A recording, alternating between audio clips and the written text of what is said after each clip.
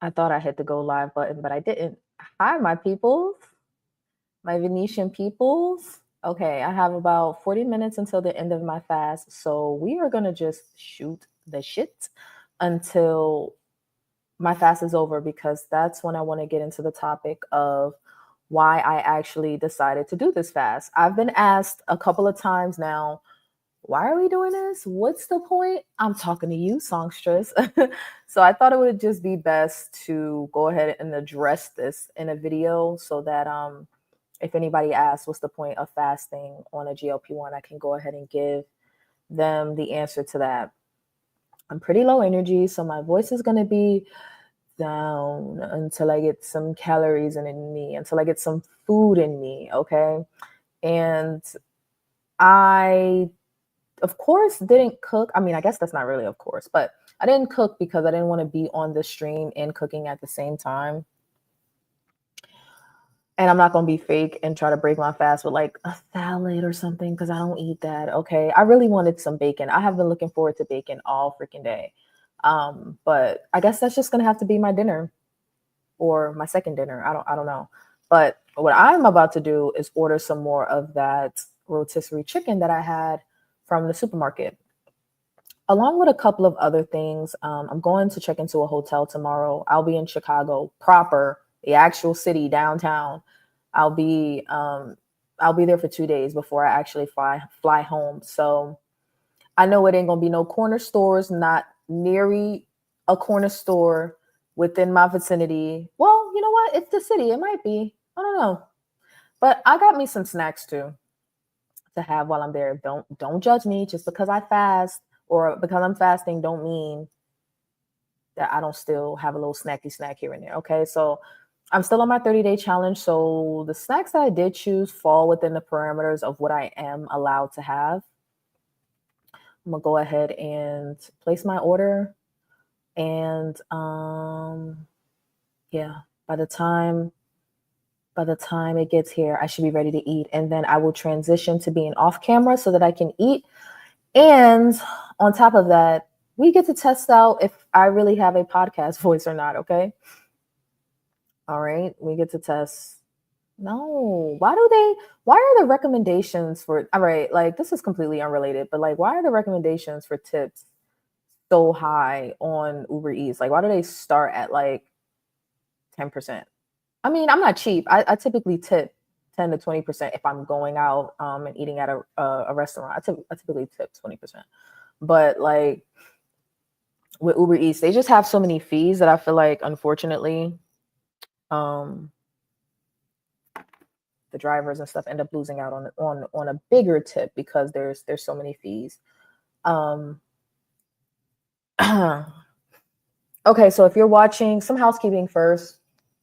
I'm gonna just shoot the shit until um, I get to the end of my fast. But I wanted to come on. I could have just started this at 5 o'clock when it was time to end my fast. But I wanted to come on here early just to discuss in case anybody that is still fasting needs a little bit of moral support, okay? And let y'all know how I'm doing. I feel like crap. I feel like complete and utter crap. Clearly, my body needs a meal. I need a meal. I need some calories. I need some carbs. Okay, my blood sugar is it's giving low. I didn't test it, but it feels quite low. So I'm not feeling that great, but I'm glad I did this. Was it as hard as I thought it was going to be? I wasn't as hungry as I thought I was going to be. Definitely, I am not. Like even now, it's not hunger that's bothering me. It's really not.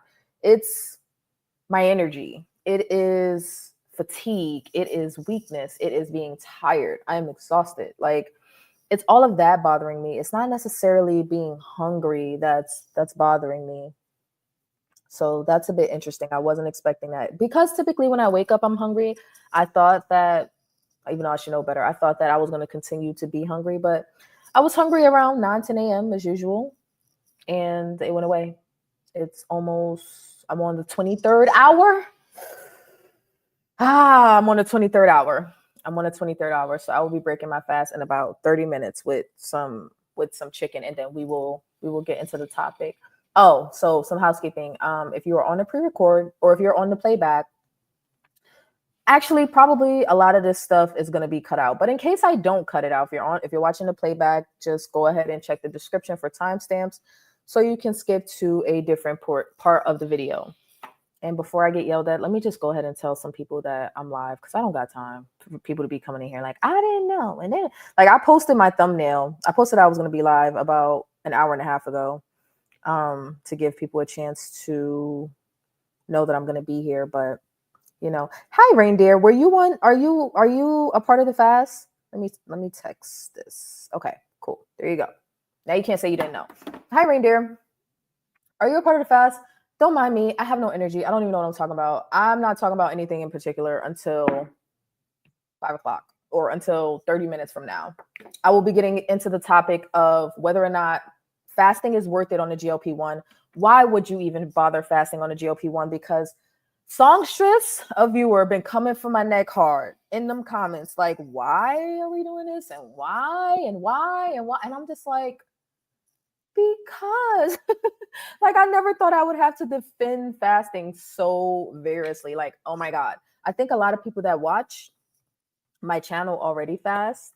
But I've been getting the questions. So I just figured, you know what, why not just answer it in a video? Why am I fasting when on a GLP-1? And technically I am on day 10 without my Zepbound. And y'all, I actually, minus the fasting, right? Just excluding how I feel about the fasting, I feel pretty good as far as like my cravings and stuff.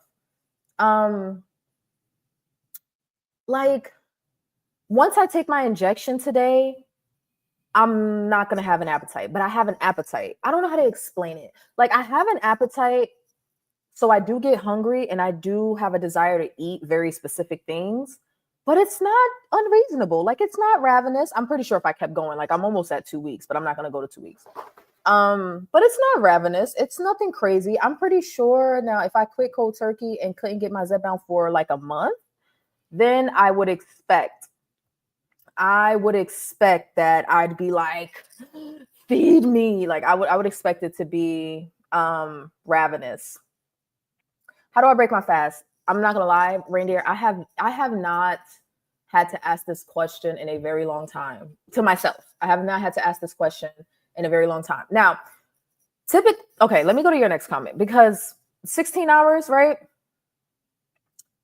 I get hungry at 16 hours, okay? And I had a person come from my neck respectfully in an older video that was like, 16 hours is not fasting. You need to do some real fasting.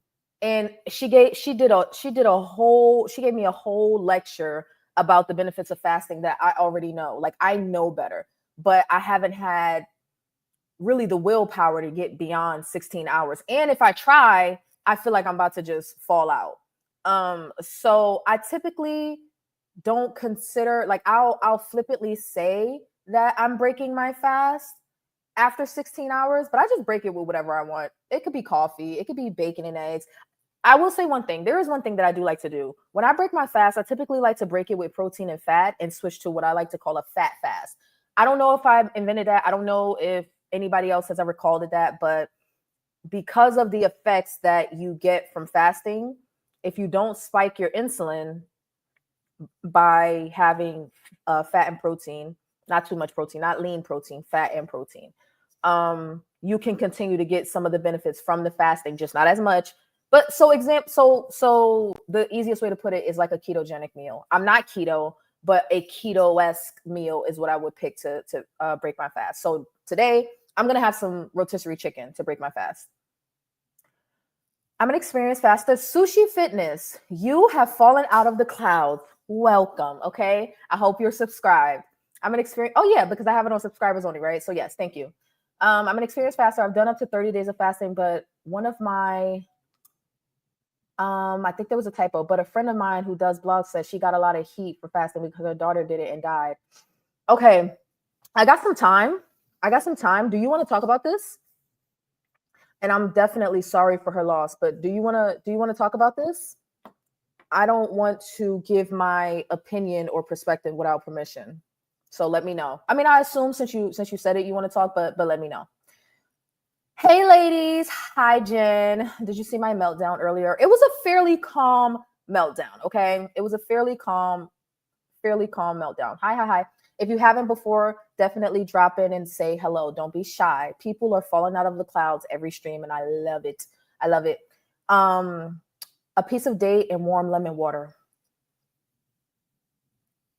Are dates high in sugar? I know they're fruit, but are they pretty high in sugar? Which it doesn't matter, but I'm just wondering because there's something about watermelon. Like you're not supposed to break your fast with watermelon. Watermelon causes like the potassium in your body. I think it's potassium to like go in or out of your cells too quickly. Something like that. But it's like if you do a really long, like a 3, 4, 5, 6, 7, 8, 9, 10-day fast, or something like that. Okay. So we're gonna until my did I place my order? Until my Uber Eats gets here with my rotisserie chicken and my couple of snacks, we're gonna so for about the next 30 minutes or so, we're gonna discuss Sushi Fitness comment about fasting, okay? Yes, songstress, I called you out. I name dropped. Thank you for joining. Okay, so let's break this down, right? Experience faster. Okay, wonderful, great. And a friend of yours had a daughter that died from fasting. So that could mean a few different things. So I have questions. That's why I asked if you wanted to talk about it because I didn't want to make you feel uncomfortable. But she gets a lot of heat for fasting. So is her blog about fasting? One is what I would like to know. Also, Sushi Fitness, if it's easier, you can also come up here and we can have a conversation about it. You don't have to put your camera on if you don't want to. But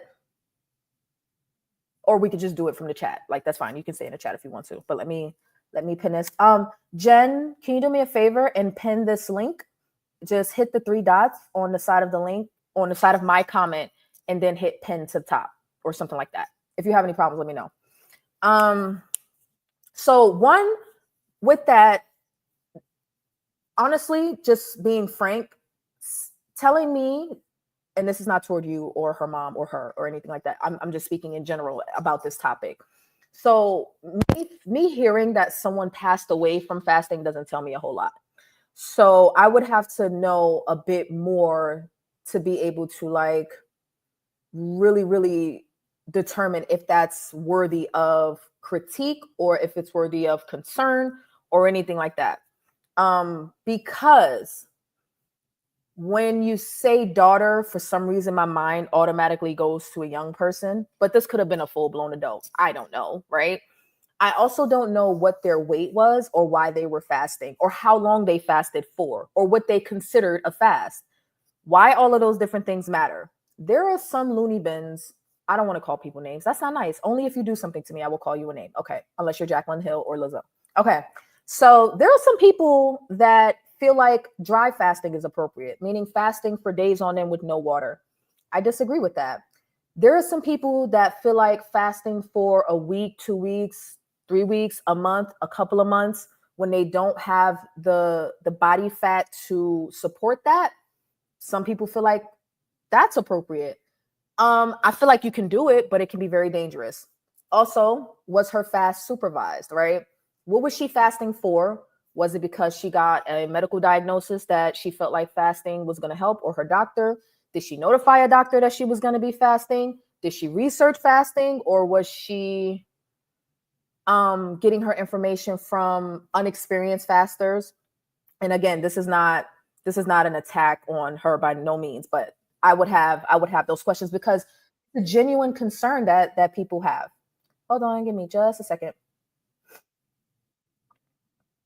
Um, I think whoever just hit the link, you can't pin it. Okay. Whoever just hit the link, I think you need to connect your camera, but you don't have to turn it on.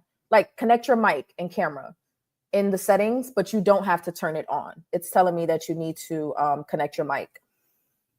Okay, so once you do that, I'll go ahead and add you. If that is you, Sushi Fitness, you can't pin it. Okay, let me try to do it myself. Um, hmm. Oh, you know what? I have to. Okay, I know why you can't pin it. That's fine. That was my fault. Don't listen to me. I don't know what I'm talking about. I'm new to this stuff. I don't know what I'm talking about. That's fine. Don't worry about it. I got it. There's different levels of moderation. Like there's different levels of moderators. That's why I didn't realize that with the level of moderator that you are, you couldn't pin. But it's fine. You can do everything else. VM11583, you will need to connect your mic and camera. You don't have to turn the camera on, but you have to at least give StreamYard permission to access your mic and camera, and then you can choose to turn it off just like this. You can choose to turn it off like that before I even put you on a stream. Nobody ever has to see your face. And you can mute. I'm saying just like this as if you can hear me. Okay, you did something. I saw something come up and then it went away. Oh, there we go. All right, cool. Hi. What? It's on the speaker. Yeah. Hold on. Can you hear me? Oh, they left. What happened? Sushi, was that you? Hope it's not a troll. You never know. All right. So I don't know any of the details about the woman's daughter, but the blogger doing the post on fasting was getting a lot of hate because of it. Oh, well, I mean, I guess we can speculate then, with no disrespect to the woman's daughter or the woman, but I guess we can speculate, and I'm just making it up. Like maybe she was young, maybe she was not very well informed about fasting. It also depends on whether or not she had an eating disorder on the end of the spectrum of like under eating or the B word, certain words I can't say on YouTube, regurgitating your food. So, or the Annie wreck, like that one. I'm trying to figure out how to say it. That's not you, Sushi. Okay. I don't know. Somebody tried to come up. So I don't know. They tried, but it didn't work. Okay. So, fasting is not for everyone. I don't think children should fast. Outside of, like there are some, okay, let's talk about this. There are some many religions that incorporate fasting for their followers, right? I'm not sure if the children are typically excluded. Maybe it depends on the religion. I don't know. But the point is people have fasted for ages, okay? So fasting is not new. Val, no, you did connect and then you dropped off. I heard you. I brought you up. I heard you. I think I heard two people actually, and somebody said something about it's on the speaker. I was all up in y'all business because I brought you up. So go ahead and try to click the link again. All right. So, y'all, the brain fog is so bad. Oh, okay. Well, if you change your mind, you can come up. You were up here. You were up on the stage. If you scroll back in the video, you'll see. And then somehow you disconnected yourself. So if you change your mind, you can come up. If anybody else wants to come up, just go ahead and click the link at the top.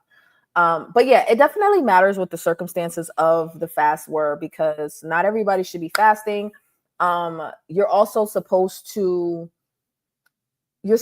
stop if things become extremely too difficult for you, not challenging because your body's detoxing, right?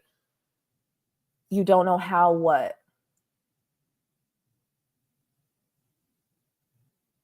What? Are you the person that just came up here? Now you're confusing me. Are you the person that just clicked the link and tried to come up on the stream?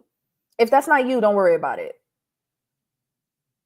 Yeah, I thought that was you, but if it wasn't you, don't worry about it. But if you are trying to come up here, there's a link at the top of the stream. Just click it and I'll let you on. Just make sure your mic is connected.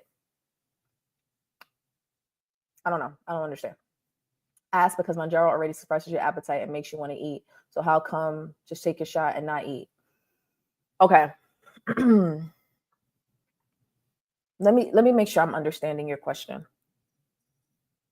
Is your question, what's the point of fasting to not eat versus taking your injection to not eat? Is that the question? Because if you take your injection and you don't eat, that is a fast. You're still fasting either way. The fasting means not eating. So whether you take your injection or not, if you're if you're not eating, and I mean 0 calories, not under eating, not, oh, I just had a banana and some peanut butter today and that's it. That's not considered, that's not fasting. That's under eating. So what I was explaining when you asked me this, actually, you're I'm getting into it a little bit too early. Okay. So we'll get into that in about 20 minutes. I'm waiting until the end of the fast to actually start that topic. Okay. So we'll get into that, songstress. If you have time, stick around. If you don't, the video will be up for you to catch up. So I want to get back to this. Can you tell me the blogger's name so I can look it up real quick and see if I can get more information? Because I'm curious. Like, not eating can kill you. It can, but it's unlikely to, depending on the person, right? So, like, if you are a type 1 diabetic, that might not be the best option for you.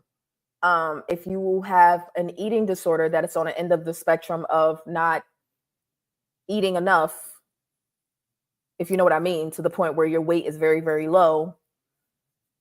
That's like, if you're like, let's say your ideal weight is 120 pounds, but you weigh 93 pounds. Fasting is probably not ideal for you. Okay. Okay, that's fine. Jen, you don't have to keep an eye on the chat. That's fine. I'm here. I can moderate the chat as well. So that's fine. Whenever you have time, you come back. Leanne, Eli. Okay, let's see what we can find, and then I'll share my screen. Leanne, Eli. Okay. Saving dinner. Daughter. Let's see about daughter. Daughter.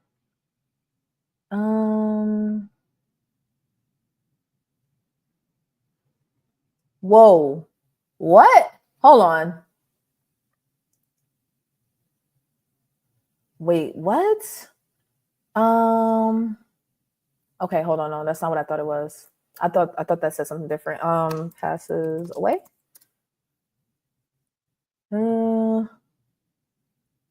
Who's this? Nope. I'm not finding it. I don't know. Oh, here we go. I found her obituary, but I don't see anything talking about her dying because of fasting. How did Mary Joan Eli die? Joan Eli die. Not interested. Okay. I'm not sure because I'm not finding it. I'm not finding what I'm looking for. Like, what I want is, oh, saving dinner. Okay, so maybe I did. Hold on. Let me see. Leanne Eli. Is Saving Dinner the blog about her daughter? Leanne Eli. Leanne Eli. Okay, so Saving Dinner, single mom who launched $1 million business while homeschooling. But what I want to know,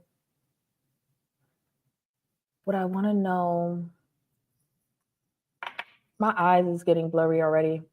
I don't know why. I'm getting eye strain. I think I've been spending too much time on my computer. Oh, okay. So do you know if her videos are on YouTube? Let me see. Maybe I should have did that the first time. Ugh.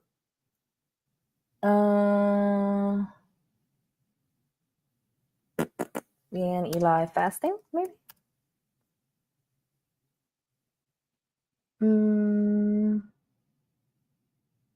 Saving Dinner.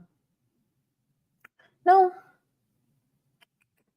I don't know. Well, anyway, point being that I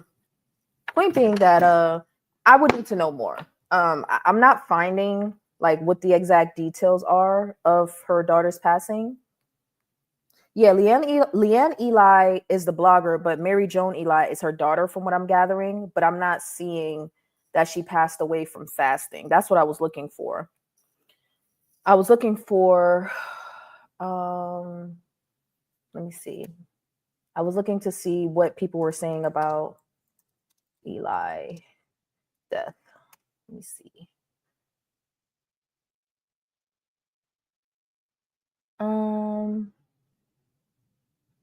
No, I don't know. I'm not sure. Oh, okay. So, okay. So there's a blogger, there's a faster, and then there's a daughter. Is that what you're saying? Or is the blogger the person that also fasts? Let me go back to your original comment because maybe I misunderstood us. Maybe I misunderstood you. Okay. I'm an experienced faster. I've done up to 30 days fasting, but a friend of mine who does blogs says she got a lot of heat for fasting because her daughter did it and died.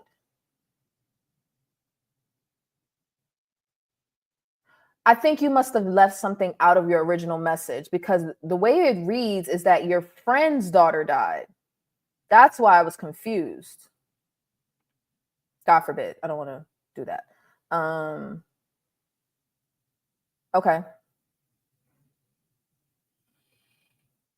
Shut up. Go away. Okay. If you could clear it up for me, that'll be fine. All right, we got 12 minutes till the end of my fast. Who else is fasting? Is no one else here fasting? I know Journey of Life is not going to be done for another 3 hours. Journey of Life is not going to be done for another 3 hours. Okay, so my point remains the same. Like to say that somebody died from fasting, I would need to know more. I would need to know what was going on with that person. Like I would need to know what was going on with their health and what they were doing during their fast and what kind of fast they were doing. I would have to know a lot more. But I appreciate you sharing that. Okay, so I guess that Val person is not coming up. I don't know what was going on with that. Like y'all all saw that, right? Somebody came up and there was some noise and then they were gone. They were gone. So I don't know what happened. I'm ready for them to bring me my food though. I want some chicken. Still fasting for a couple of hours. Are you doing a full 24? I couldn't imagine going to 36 right now. I used to be able to fast for 36 hours so effortlessly, like it was nothing, and the weight would just fall off. Now I gotta work. Super hard. Haters of a hater's daughter of my friend. A hater's daughter of my friend. I'm not gonna lie, Sushi. I'm still lost, and it's not you. It's probably me. I'm still lost. Hey, Nature Girl, you didn't miss anything. I'm just chit chatting until I finish my fast in 10 minutes officially. So I'm just shooting the shit, and then I will get into the topic of why it is important to fast in the next 10 minutes because another viewer, Songstress, was asking me in the comments, what was the point of me fasting? Why not just take my injection and not eat? And I was trying to make the differentiation between taking your injection and under eating versus deliberately deciding not to eat, whether you take your injection or not. It's just easier when you haven't taken it because you don't have such, like the blood sugar control is a little less extreme. So fasting with my dose extended to 10 days is a lot easier than fasting on day one of me taking my Zepbound. So that's what's going on. I agree with you, but that's why she was getting heat for even talking about fasting. Okay, so someone's daughter died and then they were talking about fasting and they were getting heat for it. I mean, but anybody gets heat about fasting. I had someone come into my chat yesterday. That's why I put it on subscribers only today because I'm not in the mood. I'm hangry in my Jacqueline Hill. I'm channeling my best Jacqueline Hill. I'm hangry. Okay. So I'm not in the mood for people that are not subscribed to be coming in here asking me stupid questions. Somebody came in and they might have been subscribed. I don't know. They got kicked out like really quickly. But they asked like, are you a doctor to be giving medical advice? And I'm just like, what medical advice? Because I'm fasting? That's what I was trying to clarify, but I didn't want to get into it because I wanted to wait until my fast is officially over in 8 minutes. Let me go to her question. And you tell me what you think, Jen. And Songstress, if you're still here, you can clarify. Or you can come up, Songstress. Because things get lost in text. I asked because Manjaro already suppresses your appetite and makes you not want to eat. So how come just, I guess, not, how come you don't just take your shot and not eat? And what I was, okay, right. Okay, so she's saying yes. Yes to you, Jen. Yes. Okay. And the reason for that, for me, anybody can do that. There were plenty of people commenting saying, yes, I take my, because I'm on a GLP-1, it's so much easier to fast. For me, it's harder to fast with taking my injection because the symptoms are more extreme. The symptoms of the fast are more extreme. So I just gave myself a couple of extra days after, instead of injecting on day 7, I'm going to inject today on day 10.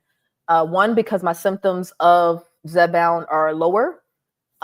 It's worn off about half of its efficacy by now. So the symptoms aren't it's not as effective right now. So for one, I get my appetite back so that I'm able to eat on my days where I actually want to eat enough. And then I can deliberately go into a fast. So we're going to talk about that. Because I have been trapped. If you watched yesterday's video, or if you haven't, I have a shorter version up now, and the full version is available for members. I have been trapped in a cycle of undereating. I don't know how that works for other people. I don't know how people are so successful on Zepbound, Manjaro, Wegovy.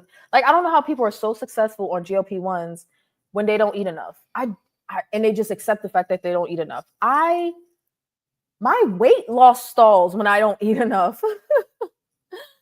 My weight loss stalls. So that ain't good. That's not good.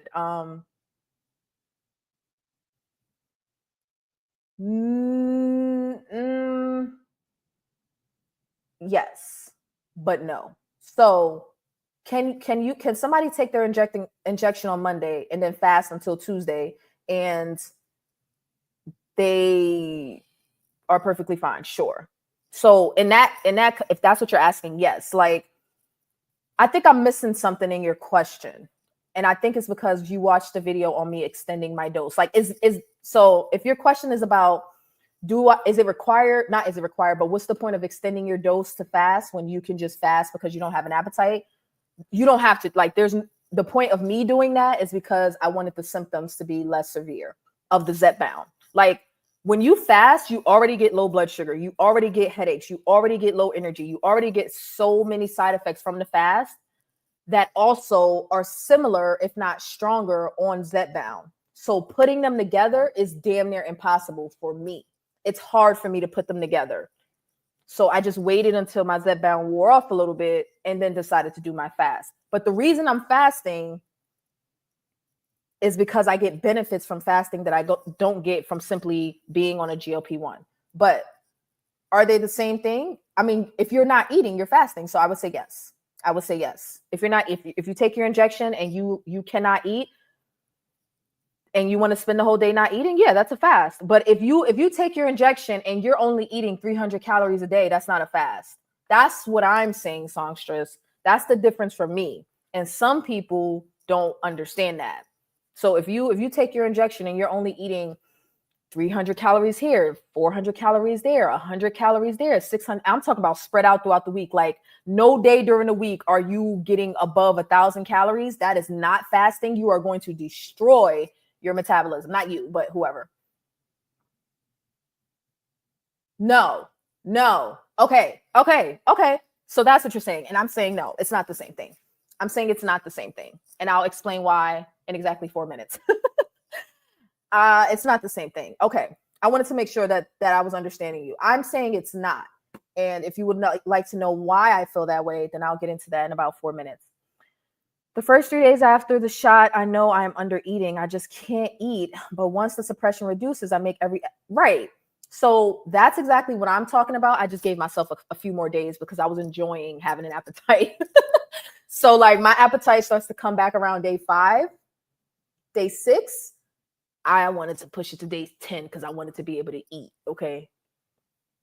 I embrace the suppression more now because it doesn't last as long. Are you in maintenance?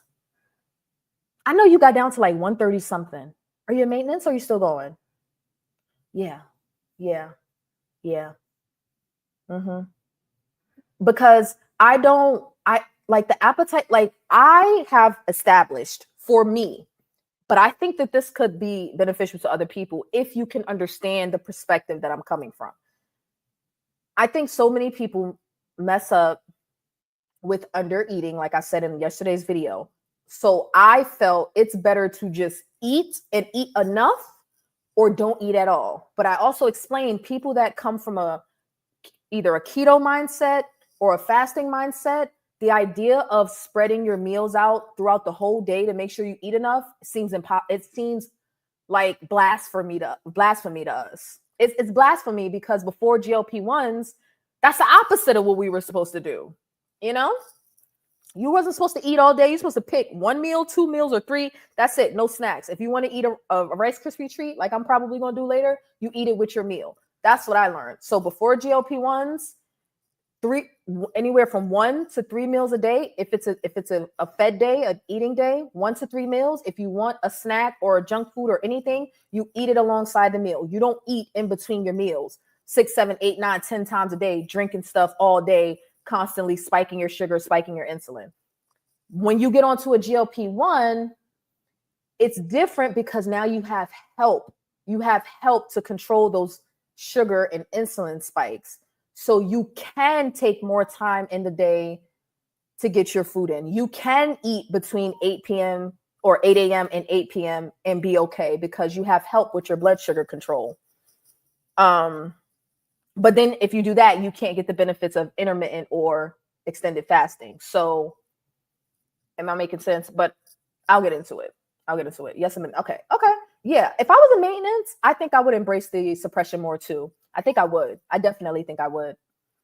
Ideally, should you be fasting every day? I would say a couple of times a week, but not necessarily every day. So I'm going to speak for the people that are still on GLP-1s, because if you are not, then I would say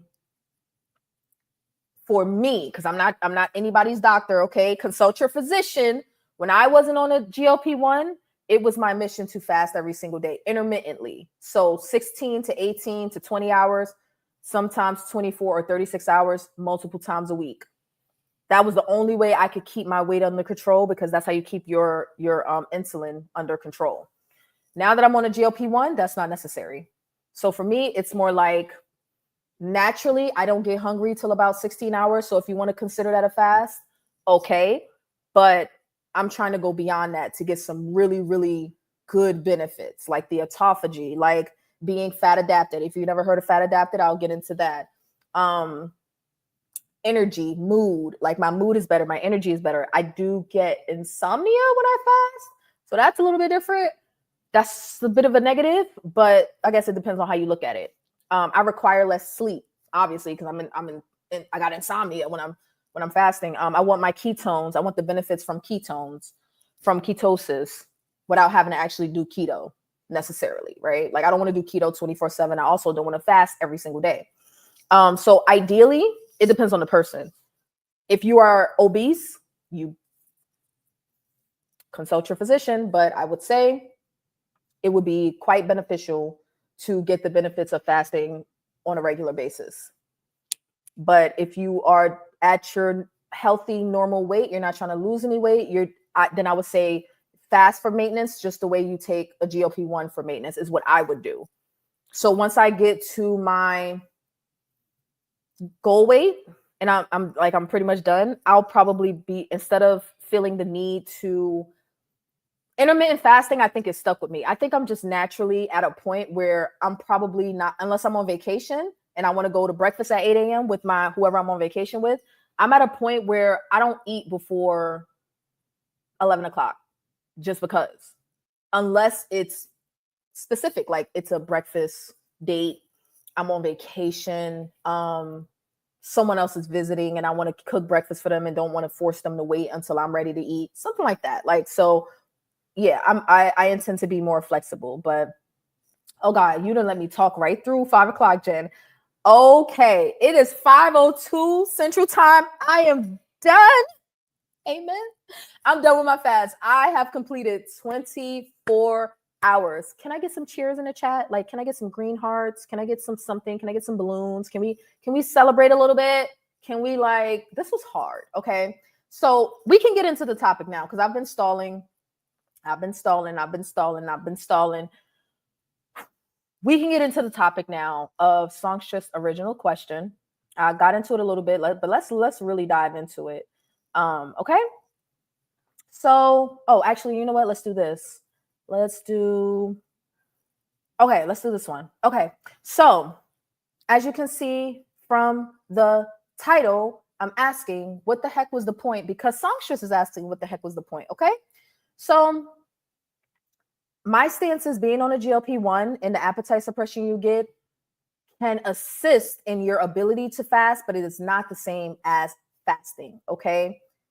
Under eating is not the same as fasting. There's a caveat to this, just in case someone comes in here and says it. There is a diet that was developed called the fasting mimicking diet, where essentially you do get to eat, but you get to eat very little a couple of times a week, like 500 calories or less, and you get about 70% of the benefits of fasting.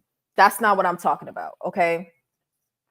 That's not what I'm talking about at all. So my stance is that under eating is not the same at fasting, no matter what. Fasting is 0 calories. Nothing. If you put some butter in your coffee, if you have a piece of bacon, if you have a piece of fruit, if you have a little bit of cream in your coffee, which some people do, I consider that a fat fast, meaning you are adding fats to your drinks or food, but you're not spiking your insulin. So you're getting about 60 to 70% of the benefits of fasting. We ain't talking about that. Okay. So thank you guys. Thank you. This is hard. And I'm still hungry. I could just go grab me a protein shake right now. But you know what? Before we get into that, let me show you something. They're actually on their way. So let me stall for like 2 more minutes because they're almost here. I wanted to show y'all. I wanted to show you. What did I want to show you? I want to make a pot of coffee too. I found these granola bars called Junkless. Can you see that? And they're supposed to be, I mean, processed food, when you consider it healthy, it's like, you got to take it with a grain of salt. But these are supposed to be on the better side of being processed with the ingredients, okay? And I was initially going to just eat one of these until my Uber Eats got here, but I see that they're almost here. So I'm going to just wait because I have some chicken. And then I can go off camera and we're going to test out my podcasting voice.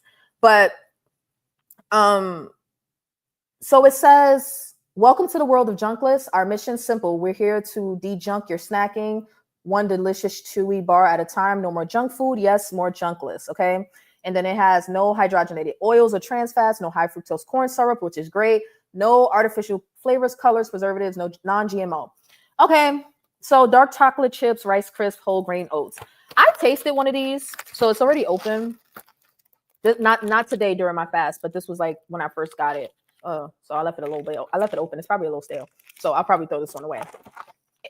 You know, the thing about, we had this conversation about when snack foods became a thing. The thing about snack foods is that the worse the ingredients, the better it tastes. That is so sad. Where are they? That is so pathetic. Like, the more trash they dump into a junk food or snack or something, a cookie, to make it taste good, the better it tastes. The more they try to remove it, the worse it tastes. Remember I told y'all when they essentially had the mandate to get rid of all the fat in the food supply, and the food companies had to dump in sugar because if you remove the fat, one, things expire faster, and two, they taste absolutely garbage. They taste horrible. So you put in sugar for texture and for flavor, and sugar is also a preservative. But man, let me tell y'all something. I don't know where they are. I hope he didn't take it to the wrong house. I'll get up in a second. Let me tell y'all something. Snack foods and breakfast cereals don't taste the way they did when I was a kid in the early 2000s. Like, when I say Fruity Pebbles used to slap, Chips Ahoy used to slap, Chips Ahoy specifically. Like I don't eat that now because it's just not good anymore. But certain foods used to just be so good, and now they're just like because the companies they think they slick. They're slowly they started removing the trans fats in the past 20 years or 30 years or something like that. I don't know how long, but they started removing the trans fats and they started removing a lot of the sugar, but I don't think they've announced that they've started removing the sugar. I'm fat. I know when the sugar has been taken out of a cookie. Like I know when you used to put 17 tablespoons of sugar and now you're only putting 9. Fat people know that, okay? So certain things just don't taste good anymore. And I said that to say I wanted to try this because because of the whole Fairlife thing that not happened, but Journey of Life mentioning Fairlife to me being really, really contaminated with microplastics. I'm trying to be more conscious of the packaged foods that I pick, but I'm not perfect and I like what I like. And these are not that good. But you know what? I'm going to eat them because I need to start addressing my flexibility when it comes to taste. Hold on. Let me see if this person put my stuff outside. I hope they didn't take it to the wrong house. Hold on.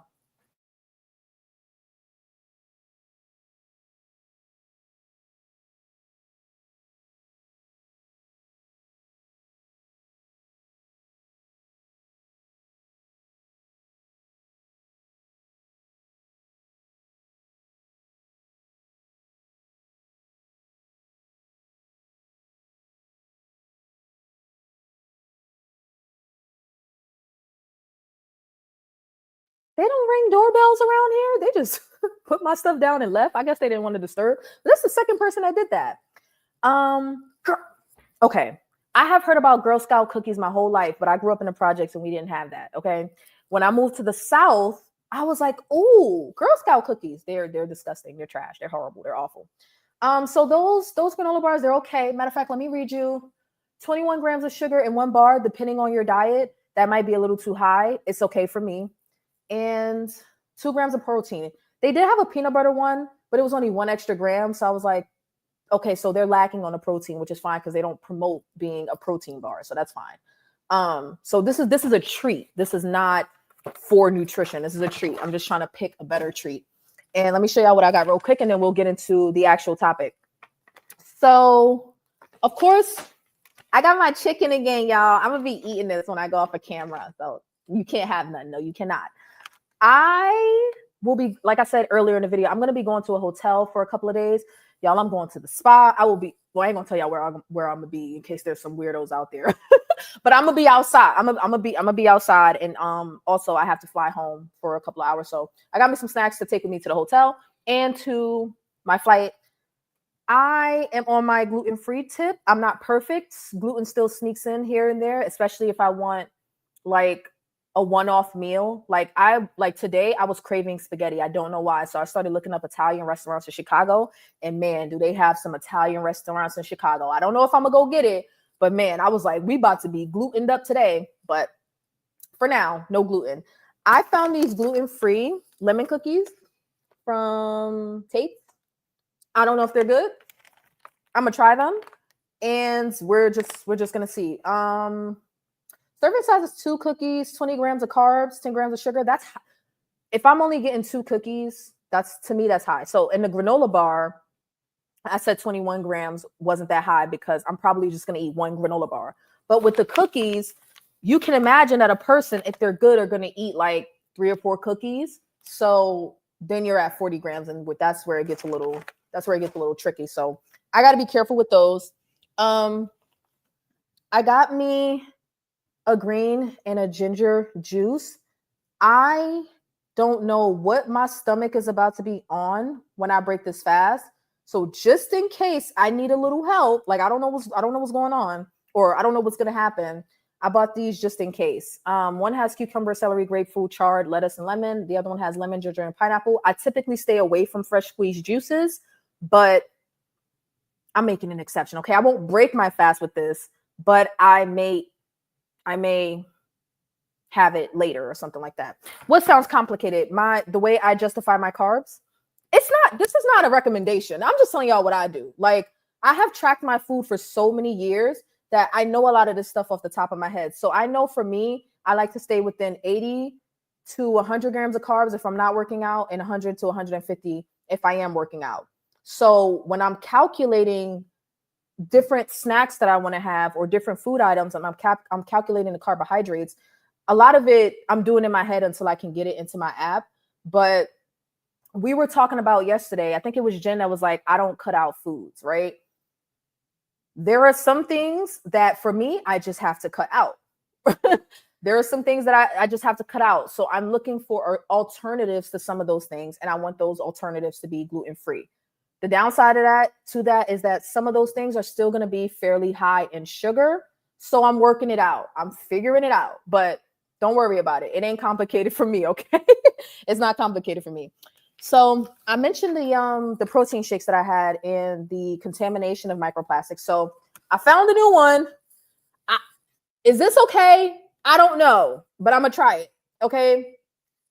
OWYN is only what you need. Another brand. This is plant-based. Another brand hoping to have a product or promoting that they have a product that is without a bunch of additives, and the ingredients are supposed to be just enough or just what they say you need. Plant-based, 32 grams of protein, 0 sugar. That's a big deal. 0 sugar, but that don't mean it's not sweetened. This could be sweetened. It's probably sweetened with monk fruit or something. So it's still sweetened to some extent, but claims to have 0 sugar. So I'm trying a new brand of protein shakes. If you've tried it before, let me know what you think. Okay. And I got me some jalapeno chips. You know what's weird? I do this thing, right? My boyfriend doesn't like this, but let me tell y'all, and y'all let me know what y'all think. This is so wasteful. Right? I'll do something like buy a bag of chips, okay? Yes. On my 30-day challenge, I still eat chips, and I've still been able to lose 8 pounds in the first week, and I've continued losing weight since. But I do things like I'll buy a bag of chips, I'll eat what I want, and then throw the rest away. Like, my boyfriend can't stand that. And I understand that it's wasteful, but like, I don't know why I don't know why I do that. I mean, I guess I know why. I do that because if I feel like I'm eating it too much, it's best to just get rid of it. But that is pretty wasteful. It is pretty wasteful on the financial side. Like I should probably stop doing that. But I got me some. I was craving salt. I wanted bacon. I didn't get a chance to make my bacon, so I got me some salty chips. I'll probably just have a couple. Let me show y'all this real quick. The dog owner, the homeowner that I'm house sitting for, she left me a gift basket or a welcome basket worth of snacks and teas and stuff like that. But most of it was heavy, like it was gluten-based stuff. Like I think one was like tiramisu or something like that. Cookies and crackers and stuff like that. So I couldn't eat most of the stuff that she left, but she also left, I'm going to give me a minute. She also left me this popcorn. It says Amish popcorn. I don't know what this is, but I might make this tonight. Okay. Let me hurry up because Songstress is bullying me. Okay. And I got me some green tea. It does have sugar in it, so I'm probably only gonna have half of this with some water. I like to water down my sweet drinks or whatever. And then that's it. Okay, fine. Gosh. Let me get my life together. I'm not even gonna let me put my juices in the fridge. Hold on.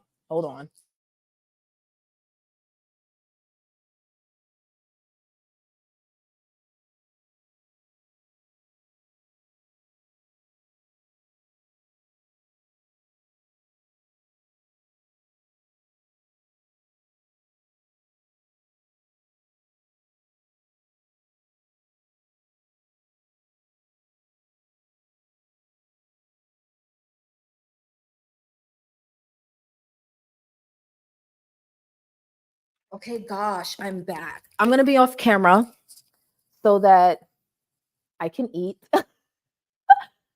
It is very wasteful. Oh God, I'm gonna stop. Okay, am I gonna stop? I'm probably not. Just don't eat because of the suppression. Yes, you're right. That's absolutely yes, that's right. If that's what you're saying, you're correct. And a lot of people feel like that's helpful to them. So yeah, that's fine. That's fine. I'm not saying anything outside of that. I'm just saying that it's a little easier to do it toward the end of the week rather than the beginning of the week. But you do realize when you say don't eat because of the suppression, that is fasting. The moment you say don't eat, That is a fast. So I'm not sure what we're disagreeing on, but let me know. Okay. Girl, no. Stop. Leave me alone. Get you one of those sealers and just put it in the cabinet for another time. I know. He hates it. Oh my gosh. He really does. He'd be like, "Why did you throw that out?" Like, even if he doesn't want it, he'll be like, "Well, how do you know I didn't want it?" Cuz I know. You cuz I know. Because I know. Okay. So, let's get into the topic. Let's really get into it, okay? So, there's a few different things that I'm expecting to get as a benefit from fasting that I simply will not get from being on a GLP-1 alone. So, with being on a GLP-1, absolutely you get the suppression of food noise, you get appetite suppression, you get wonderful blood sugar control that a lot of people had to change their style of eating to get before GLP-1s. Now you can get a lot of that blood sugar control and insulin control without ever changing what you eat. But if you watched my video yesterday, you know that is a recipe for not being able to lose weight at a reasonable pace. Okay, so GLP-1s and oh god, did I lose my notes? Hold on. Fast. I don't know what I did with it. I think I lost my notes, so I'm gonna have to do this off the top of my head. But GLP-1s and fasting have a lot in common, okay? When it comes to your actual appetite. But there are some additional benefits from fasting that you cannot get unless you fast, right? And one of those benefits are autophagy. And so that I don't butcher the definition, let me just go ahead and Google it so I can explain it to you. Or I'll give you the definition and then I'll tell you why that's important to me. So, autophagy is a cellular process where the cell degrades and recycles its own components, essentially a self-eating or recycling system. This process involves the delivery of damaged or dysfunctional cellular components to, I don't know what this word is, lysosomes. I don't know what that is, where they are broken down and recycled. Okay, so essentially it's the recycling of the cells that you already have. This is why I mention fasting when I talk about loose skin, not only from experience, but from the perspective of autophagy. I know when you guys comment and say, it's okay, you just need to build your muscle. I know that you are correct, okay? I know that when I talk about loose skin, building my muscle will help decrease the appearance of loose skin. Okay, it'll help decrease the appearance of loose skin, but it won't get rid of the loose skin like fasting will. Okay, and the only thing that I don't know, because I haven't done this before, is whether or not I can retroactively lose some of that loose skin when it's already gotten loose. Right, my experience has been I fast at whatever my highest weight is. And then as I'm fasting to lose weight, my skin keeps up. And I think that that's because of autophagy. What I've done this time around, because I just worked on being on a GLP-1, is that naturally I was in a calorie deficit. So I did lose weight. But along with that, my skin did not keep up. The elasticity did not keep up. I don't know that fasting will correct some of that, but I'm hoping it will at least keep things from getting worse. Okay. So the loose skin that I have could be here to stay. It could be, I don't know. It's not that big of a deal, but I don't want no more of it. Okay. I think Jen also mentioned that if we have 100 pounds to lose or more, there's gonna be some loose skin. Okay. Ain't nothing you can do about it. There's gonna be some loose skin. And I understand that, but there are ways to minimize it. And fasting is one of those ways. Okay. Are y'all with me so far? Are you with me? I'm here. And in fact, Sage is going to eat too. I was smart this time. I prepared his food in advance. So all I got to do is take it out of the fridge and give it to him when he's ready for it. Okay. Give me a second. I have to sneeze.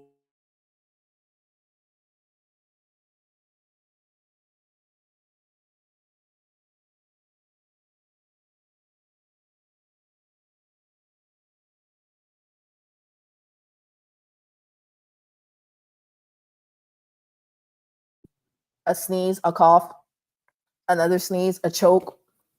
I'm over here croaking. Okay. I'm not going to lie. Let me see if I can locate my notes real quick because this is about to be irritating. not only can I not see, my eyes are getting blurry. I think I've just been in front of my computer screen too long. Actually, let me turn off this light. That'll help. But let me see. Let me see if I can find my notes real quick. Let me see. Autophagy. No. Okay. Wait. Yes, I found it. Okay. All right. Okay. So I talked about better energy as well. When I first learned how to fast, I had to learn because I was suffering from chronic fatigue. I was exhausted all of the time. All I did was sleep and work. I worked 8 hours a day and I slept the other 16 hours a day. I'm not kidding you. I had no social life. Maybe one day a week I went out. I was really young at the time. I was like 21, 22. So maybe one day a week I went out, but my life consisted of sleeping, snoring during that sleeping, like some severe sleep apnea, or what they considered mild, but I considered it to be pretty severe. So sleeping and working at 21, 22 years old. And I had to lose weight in order to remedy that. And the way that I chose to lose weight was by fasting. But what I noticed when I started fasting was that when the body starts to produce ketones, it is the body's crack, okay? It is the body's crack. Who here has been in ketosis before, ever, and knew they were in ketosis, whether it was by testing your ketones or because you were on keto for several weeks or because you fasted to a certain number of hours? Being in ketosis is very interesting, okay? So ketones are an alternate fuel source for the body, right? We talked about how low blood sugar, you start feeling a little weak, your body goes to burning up what's in your muscles and then burning up what's in your liver, because your body constantly has to take what's stored and turn it into sugar to be used in the bloodstream, okay? Glucose to be used in the bloodstream. But when it's all tapped out, meaning this is when you're in a fasted state, or if you're doing keto properly, but we're not talking about keto. When you're in a fasted state, you're not putting anything in. Your body uses what's stored in your muscles. Your body uses up what's stored in your liver. Not only is glycogen stored in your liver, but fat is stored in your liver as well. Maybe we need to talk about that. Once the glycogen out of your liver is done, your body needs to figure out another, because you're still not eating, right? So we're 24 hours into the fast, and let's say you're going to continue fasting at this point. Well, somewhere between 24 to 36 hours. But let's say you're 24 hours into your fast. Your body has to figure out what to do. Your body has to figure out where to get its other fuel source. Now, from my understanding, if you're fairly healthy, right? If you're fairly healthy, your body will know what to do. Your body will bounce easily back and forth between burning glucose and burning ketones. But if you are metabolically, oh God, I can't even say it, metabolically unhealthy, your body will only burn glucose and it won't know what to do for the first day and a half without it. Okay, that's why you get the withdrawal symptoms. That's why, well, the withdrawal symptoms are from the addictive parts. That's happening in your brain. But that's why you get the fatigue. That's why you get maybe even a little bit of the shakes. That's why your blood sugar gets really, really low, because your body hasn't processed quite yet. Where am I supposed to get my energy from the day, for the day? Where am I supposed to get it from? Okay. Eventually, if you go long enough, and this is where fasting is different from simply being on a GLP-1. If you go long enough, Songstress, where are you in this stream? I don't even know what you're talking about. Who bullying? Oh yeah, she must be behind. Okay, so she'll catch up. She'll catch up. No, you're not. You're not behind. Who's bullying? Then who's bullying? What are you talking about? Who being bullied? Okay. So your body has to figure out what it's going to do since you're not eating, okay? But it's smart. Our bodies are smarter than us. Our physiology is smarter than us. Our physiology is, if you believe in a creator, the creation of our physiology is probably the most complex on the planet, and it also the most beautiful. If you don't believe in a creator, then we just got really fucking lucky, and our luck is just awesome and it's great. And I love the human body. It's capable of so much more than we give it credit for. When your body figures out that you're not about to eat, it's been 24, 30, 36 hours and you're not about to eat, it switches over to using an alternative fuel source, which that fuel source is ketones. Ketones are a byproduct of burning fat. Okay. So I think we're always like, we always have a little bit of ketones in our blood at one point or another. But when you start to burn fat, and I mean the fat around your thighs, your midsection. In fact, I believe that before you ever burn the fat around your body that you can see, your body is going to start eating up that liver fat and that pancreas fat and the fat around your organs first, or the fat within your organs first. Okay. That's why some people, I'm not saying anybody here, but some people go on keto and they see their weight drop, or they may see a difference in the mirror, but don't see their weight drop, or they may see their weight drop, but if they don't look any different. I feel like the people that see their weight drop, but they don't look any different, is because the fat within your organs is being used up first. Okay. So the weight loss might be a little slow, or the difference in the mirror might be a little slow, but nevertheless, ketones are the alternative fuel source to glucose. So when you get to a certain point in fasting, the ketones are capable of crossing the blood-brain barrier. Okay, they're capable of being used by the brain as a fuel source. And if you've never experienced being in ketosis, the only way that I can, to be honest, the only way that I can describe it is like, it really is like being high. If you are a runner and you know what a runner's high feels like, when your dopamine gets high, and you feel really, really good, imagine something similar to that. The problem with ketones is because they're a byproduct of fat, when you have a lot in the bloodstream, you start to get symptoms like nausea. Okay. That's one of the reasons why keto never worked out for me, because it was like that every single day. Whereas with fasting, you're only doing this a couple of times a week. Okay. Or when you break your fast, the symptoms are going to stop. But with keto, it's nonstop. Like, you're in ketosis all of the goddamn time. And until your body adapts to it, for me personally, I'm nauseous all of the goddamn time. Like, it's to the point of just not really even being able to function. That's why I recommend keto for people that want to do it, but I don't like it myself as far as like being functional on keto. Would fasting be considered a diet? I don't consider fasting a diet. I consider what you eat being your diet. Like, by definition, right? Let's see what the definition of diet is. Let's look at Webster's definition. According to Webster's dictionary, the noun diet can refer to the food and drink regularly consumed by a person or animal, the kind and amount of food prescribed for a specific purpose, or a regimen of eating to lose weight. So that is why I don't consider fasting a diet. I don't, because being on a diet, or you don't have to be on a quote unquote diet, but your diet, like what you eat, is your diet. So if you eat French fries and chicken tenders every day, like I used to, that's my diet. Okay. That's my diet. I would not consider fasting a diet. Now, I consider it a strategy, because you can fast for other reasons other than weight loss as well, which is what I'm talking about.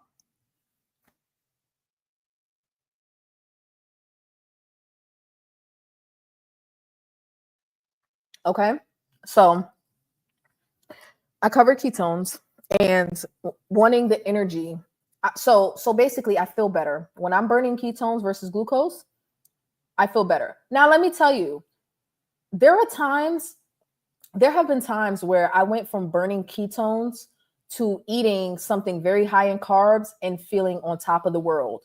Like, like the energy switch, like the switch that your body's capable of doing. Because people say ketones are the body's preferred source of energy, but I don't think so. I think glucose really is the body's preferred source, but we're damn good at using ketones when we have to, right? Because we don't like, ideally, if we didn't live in the modern world, we wouldn't always have access to food. So we would have to be able to access the food that we stored on our bodies. And that's where ketones come in and fat burning.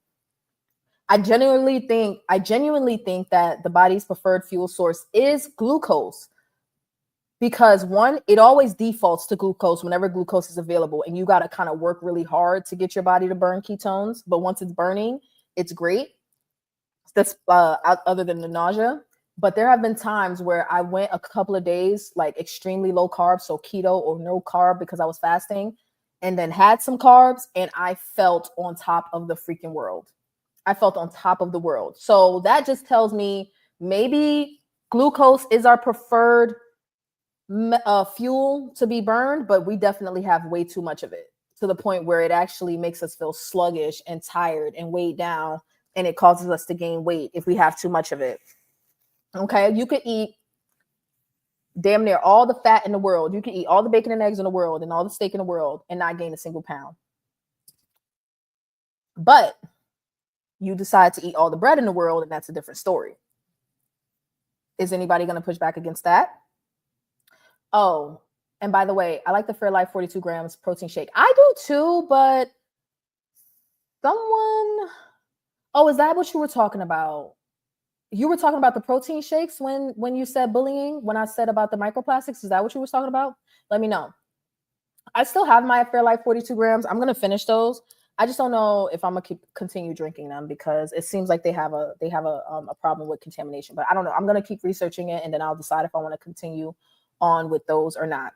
Okay, so the point that I'm trying to make is that fasting is just not about your appetite. It's not just about, especially once you're on a GLP-1, you're fasting to go much further than I just don't want to eat, right? Like, not eating is the method to get to some other benefits. The other benefit that I get from fasting is giving my digestive system a break. I suffer from extreme constipation. Not extreme, but I suffer from some pretty regular constipations ever since before being on a GLP-1, but it's gotten, I would say, worse since being on a GLP-1. Now, I talked about how since switching to Zepbound, somehow for the first couple of days, that is reversed, and I end up with diarrhea on Zepbound. But then, like, toward the middle of the week, I go right back to being constipated. Now, not eating gives my digestive system a break, a much needed break. This is one thing that I think people should consider, right? Talk to your doctor, because I ain't your doctor. But I think this is something that people should consider, right? Consider the fact that you're eating every single day, multiple times a day. When does your digestive system ever actually get a break to not have to process food? I'm going to let you ponder. Okay, enough pondering. Enough pondering. When does your digestive system actually get a break from having to process food? Think about your brain not getting sleep, right? Your brain needs rest. Yes? So when does your digestive tract get a break? When does it get a break? Do you know that I think over 70 to 80% of the body's serotonin is produced in the gut? Don't give me the line. Let's look it up. Let's look it up. Yep. Okay. The majority of serotonin in the body is produced in the gut. Specifically, it's estimated that around 90% of the body's serotonin is synthesized in the digestive tract. Okay. Right? So, why is serotonin important? What is it? Serotonin is a neurotransmitter, also a hormone that plays a wide range of roles in the brain and body, influencing mood, sleep, digestion, and other functions. Okay. I struggle with mood. Let me tell y'all, I have very, very rough falls and winters. I talked about this in some of my earlier videos. I get very, very, very bad symptoms of depression. You know what gets me out of that, or other than therapy, because therapy helps too. I go to therapy. But you know what like physically gets me out of that? Weight training, which I discovered last year, and fasting, which I discovered years ago. Now, I haven't had the willpower to fast because it requires me to fast beyond 22, 24 hours for it to really be effective. I would say it requires me to fast beyond 20 hours for it to really be effective. But if the majority of the body, the serotonin in the body is produced in the gut, but you're constantly bombarding your system with food, when do you actually get a break from processing, and when do you actually let your gut produce the serotonin that it's supposed to? I'm not even saying that eating stops the serotonin.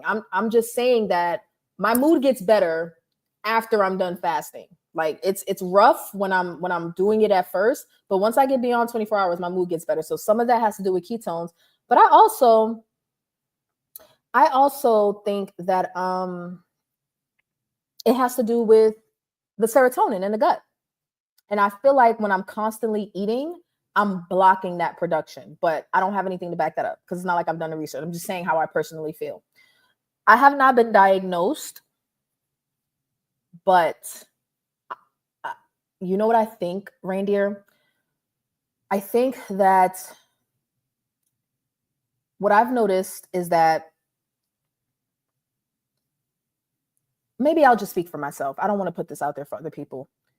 What I've noticed for me is that if they can avoid giving a diagnosis, they do.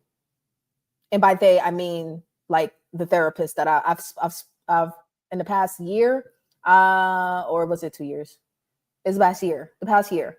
I've gone to see one in person, but virtually I've talked with two different therapists. And I told them all that I felt like I had SAD.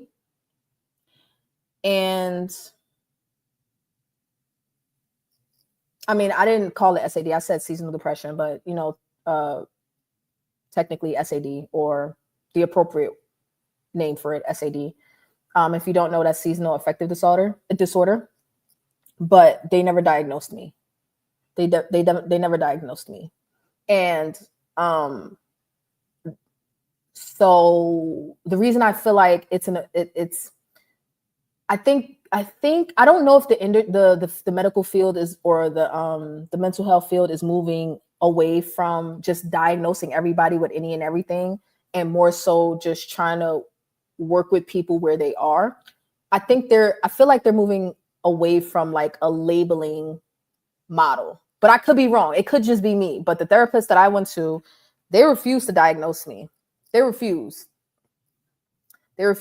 And I also got to the point where I was just like, it got so bad this past winter.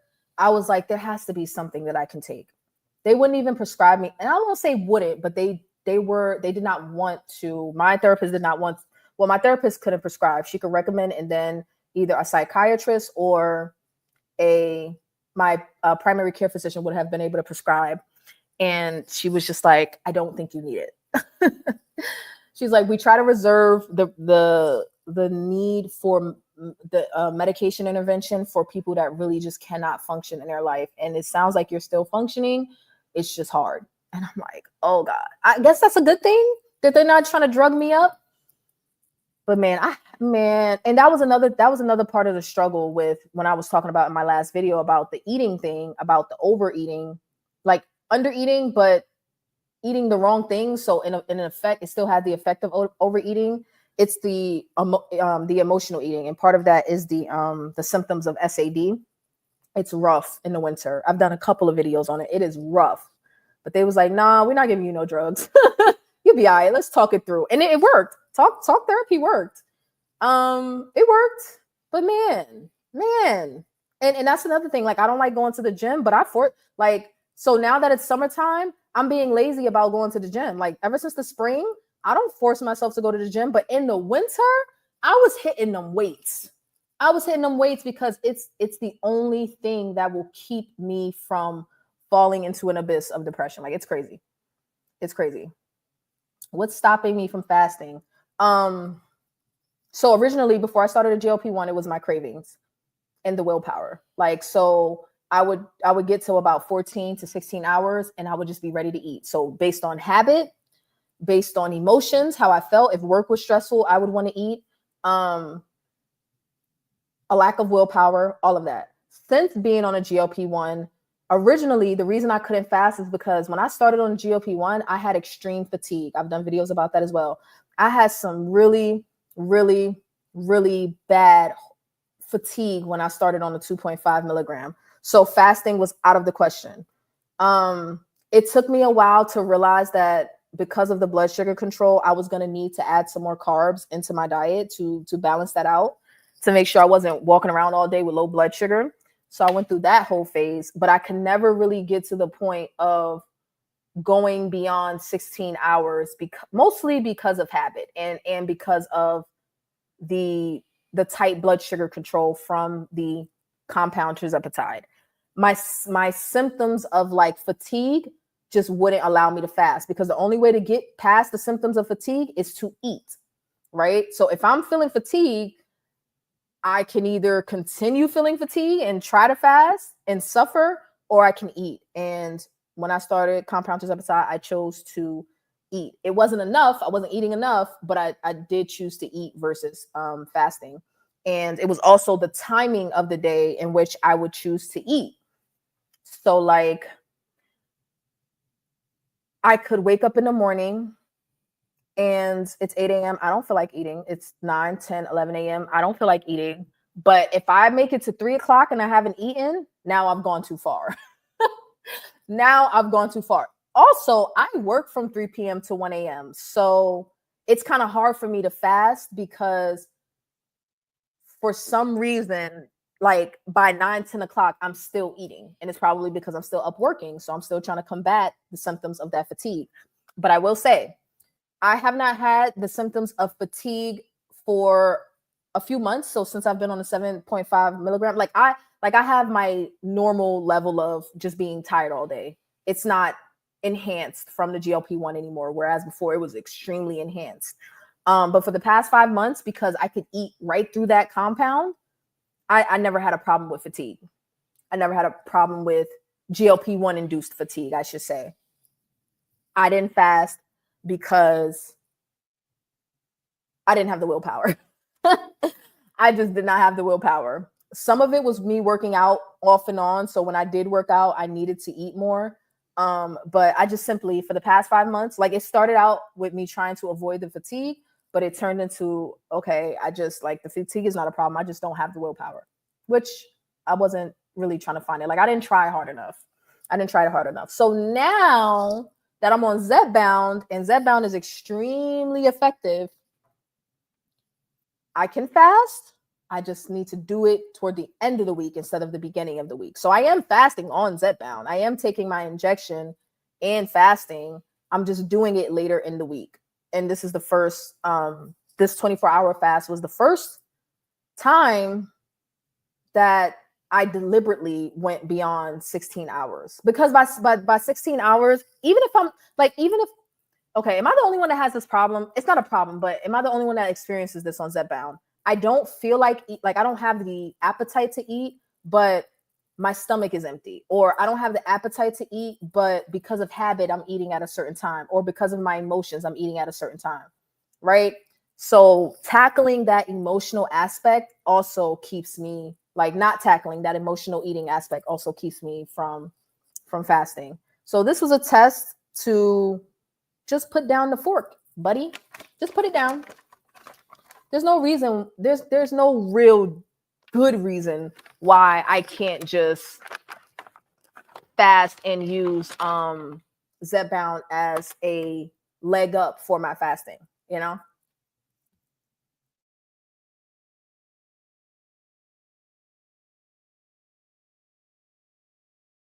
There's no reason I can't do that other than just a lack of willpower. So this was a test to see if I could actually do it. Man, it was hard.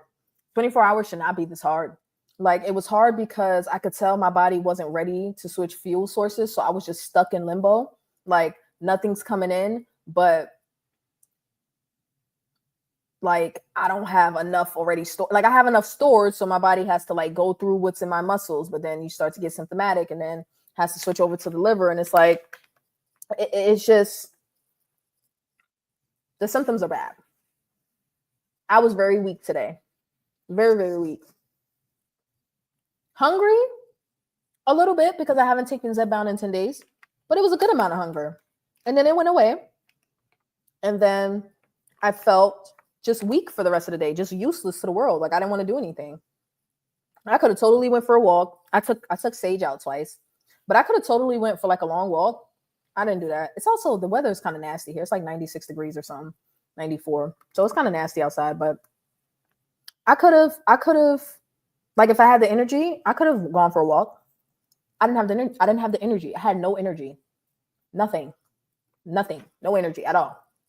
So that's what it is. I just haven't tried hard enough to fast for the past few months. I haven't tried hard enough. And I'm over it.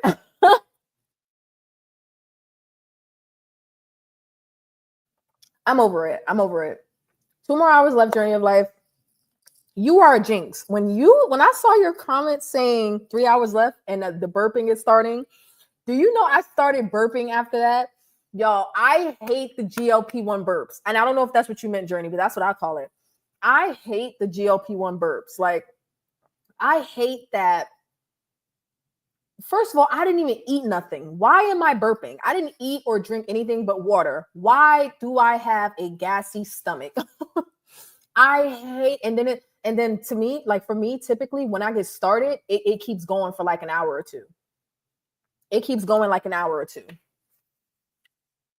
When I sleep is when I would fast. Is that what you mean? So here's the thing. So I get off of work at 1 a.m. Let's say I'm asleep by 2 and I'm up by 10. Let's say that's 8 hours fasted, right?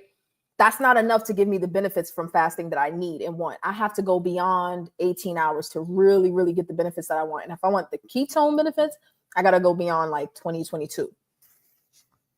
So, yes, fasting, I get about 8 hours, but that does nothing for me. I'll even say maybe 10 to 12 hours I get naturally. Like I can easily go from, no, that's not even true. That's not even true. Hold on, let me think about what I was about to say.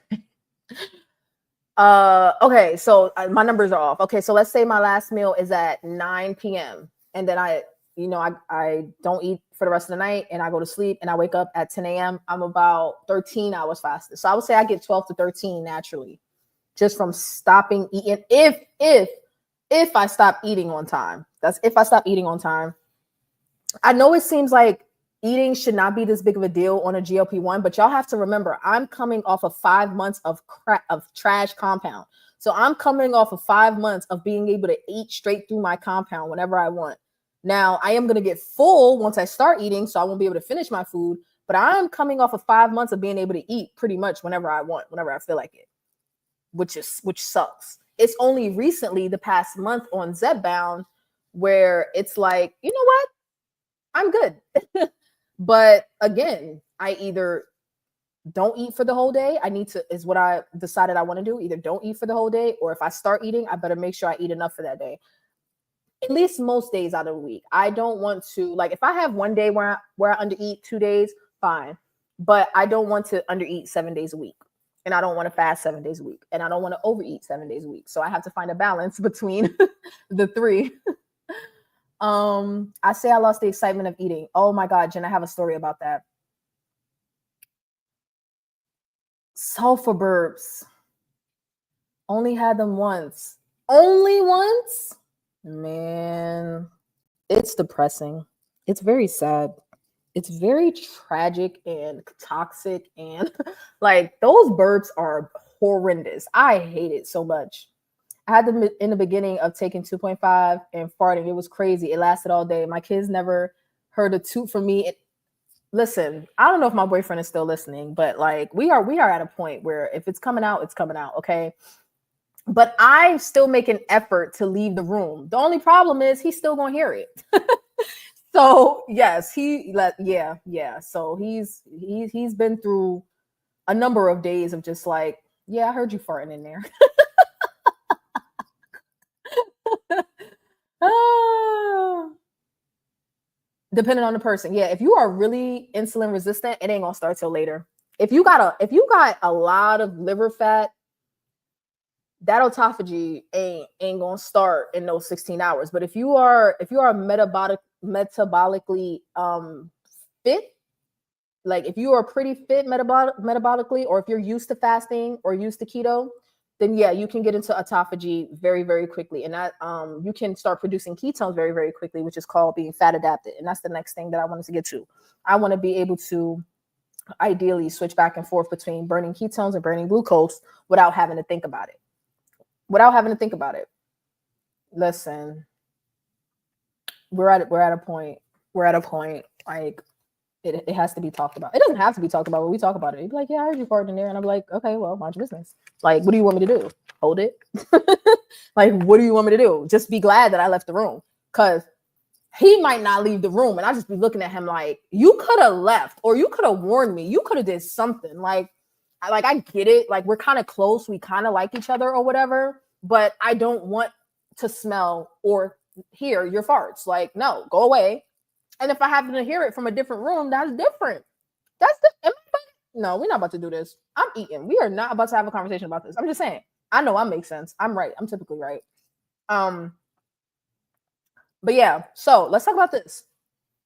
When I first got on 2.5 milligram from Hollandale, my desire to eat was completely severed. My desire to eat was completely severed. I felt like I had lost my best friend because I had no cravings. It was like a light switch flip. My desire to eat had completely turned off. It was crazy. It was beautiful. It was beautiful. But it wasn't as good as Zepbound. Zepbound was better. Zepbound was better. Me and Zepbound, y'all seen the video about me going to Zepbound jail? I was very defiant. Zepbound said that's enough. Put down the sugar, put down the fat, and I said you can't tell me what to do, and I got locked up. I thought that I could eat all the sugar and all the fat that I wanted at the beginning of the week, taking Zepbound. Because somebody did say wait until the end of the week to have your fried food, and I agree with that. Now I agree with it. Now that I've had a little bit of experience, I agree with that. Or don't have fried food at all, because right now I'm not eating fried food. But yeah, I thought like Zepbound clearly said, ma'am, put down the tater tots. Officer Zepbound said, ma'am, I'm going to need you to step away from the tater tots. And I said, you can't tell me what to do. But I put down those tater tots. Now, mama ain't raised no quitter. So I proceeded to pick up a fruit roll up and a Rice Krispie treat and say, you ain't my daddy, Officer Zepbound. I'm going to eat what I want to eat. You might have won as far as the tater tots went, but you're not going to win here. You're not going to win with the ultra processed sugar. No, you are not. I sure did get handcuffed and went to Zepbound jail. I did. I thought I knew what I was talking about. I thought I knew what I was doing. I thought I was pushing back against the system. Nope. Locked me right up. And I got sick. And I got sick. And I got sick. So I would say, remind me, are you on Zepbound or Compound, Jen? I'm so sorry. But I will say when I was on Compound, at first, like when I had really good Compound, I absolutely lost my desire to eat. Like my relationship with food was just completely severed. And then I ended up getting on some bad Compound, so that was kind of reversed. But now that I'm on Zepbound, I would say I don't exactly look forward to eating. I eat because I have to. I don't have any cravings. It takes about 6 or 7 days for me to have a particular taste for something. It's not a ravenous craving, but it's like, I could go for some of that. I could go for some breakfast potatoes or something like that. It takes about a week after my injection for that to kick in. And obviously, if I keep going beyond a week, I start to get more and more cravings, but it's really not unreasonable. Like I really am okay. Um, but no, at the beginning of the week, I don't enjoy eating. I really don't. I really don't. Okay. I want to talk about this. So yeah, when I started a GLP-1, I decided that I wouldn't diet. I wanted to live my life as normal as I could. I didn't track what I ate when I was hungry. Might be unpopular. No. You know what? It might be. But not for me because that's exactly what I did, except I already started off from a bad diet, if that makes sense. Like I said yesterday. My diet was already poor before I got on Zepbound. It just stayed poor once I got on Zepbound. Like there was a couple of times I was like, okay, I'm removing carbs. Okay, I'm removing gluten. Okay, I'm removing this. I'm removing that. Okay, never mind. I don't want to do that. I want to add this back in. Never mind. I don't want to work off of restriction.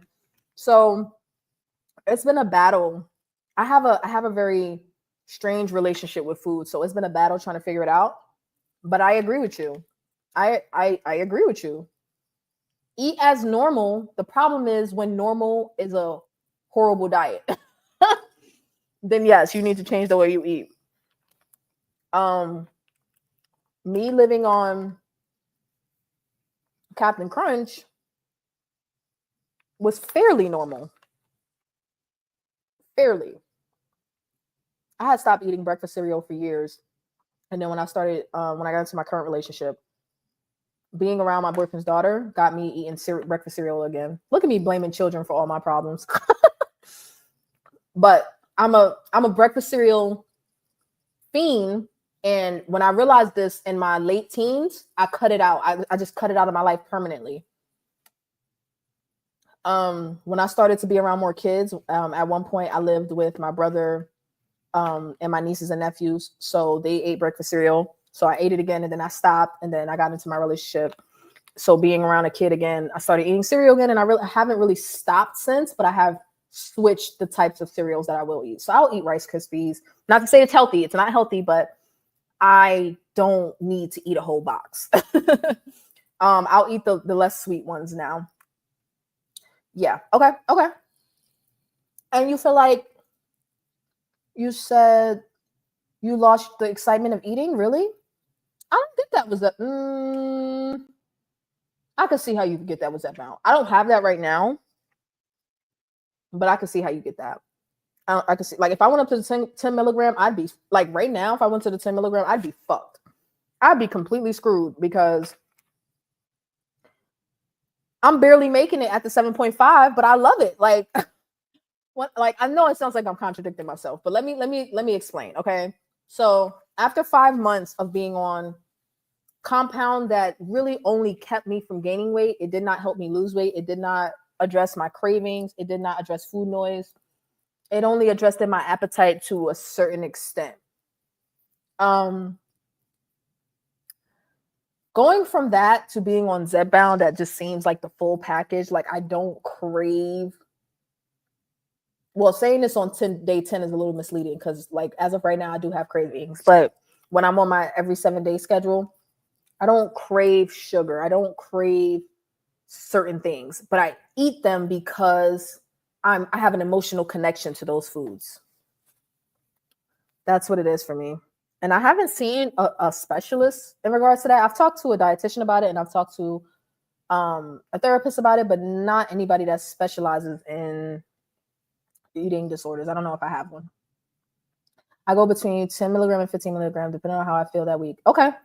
Do you plan to titrate down at all to get through your maintenance? See, I don't even know. Like, I'm still having the sulfur burps. Oh my gosh. Oh, I hate it so much. But let me know if you plan to titrate down. I have been dieting for 2 years and lost 40 pounds on my own. Never ate bad, but just couldn't control night cravings and eating nut butters until GLP-1s came along. If I feel like eating bad, I'll have a bite.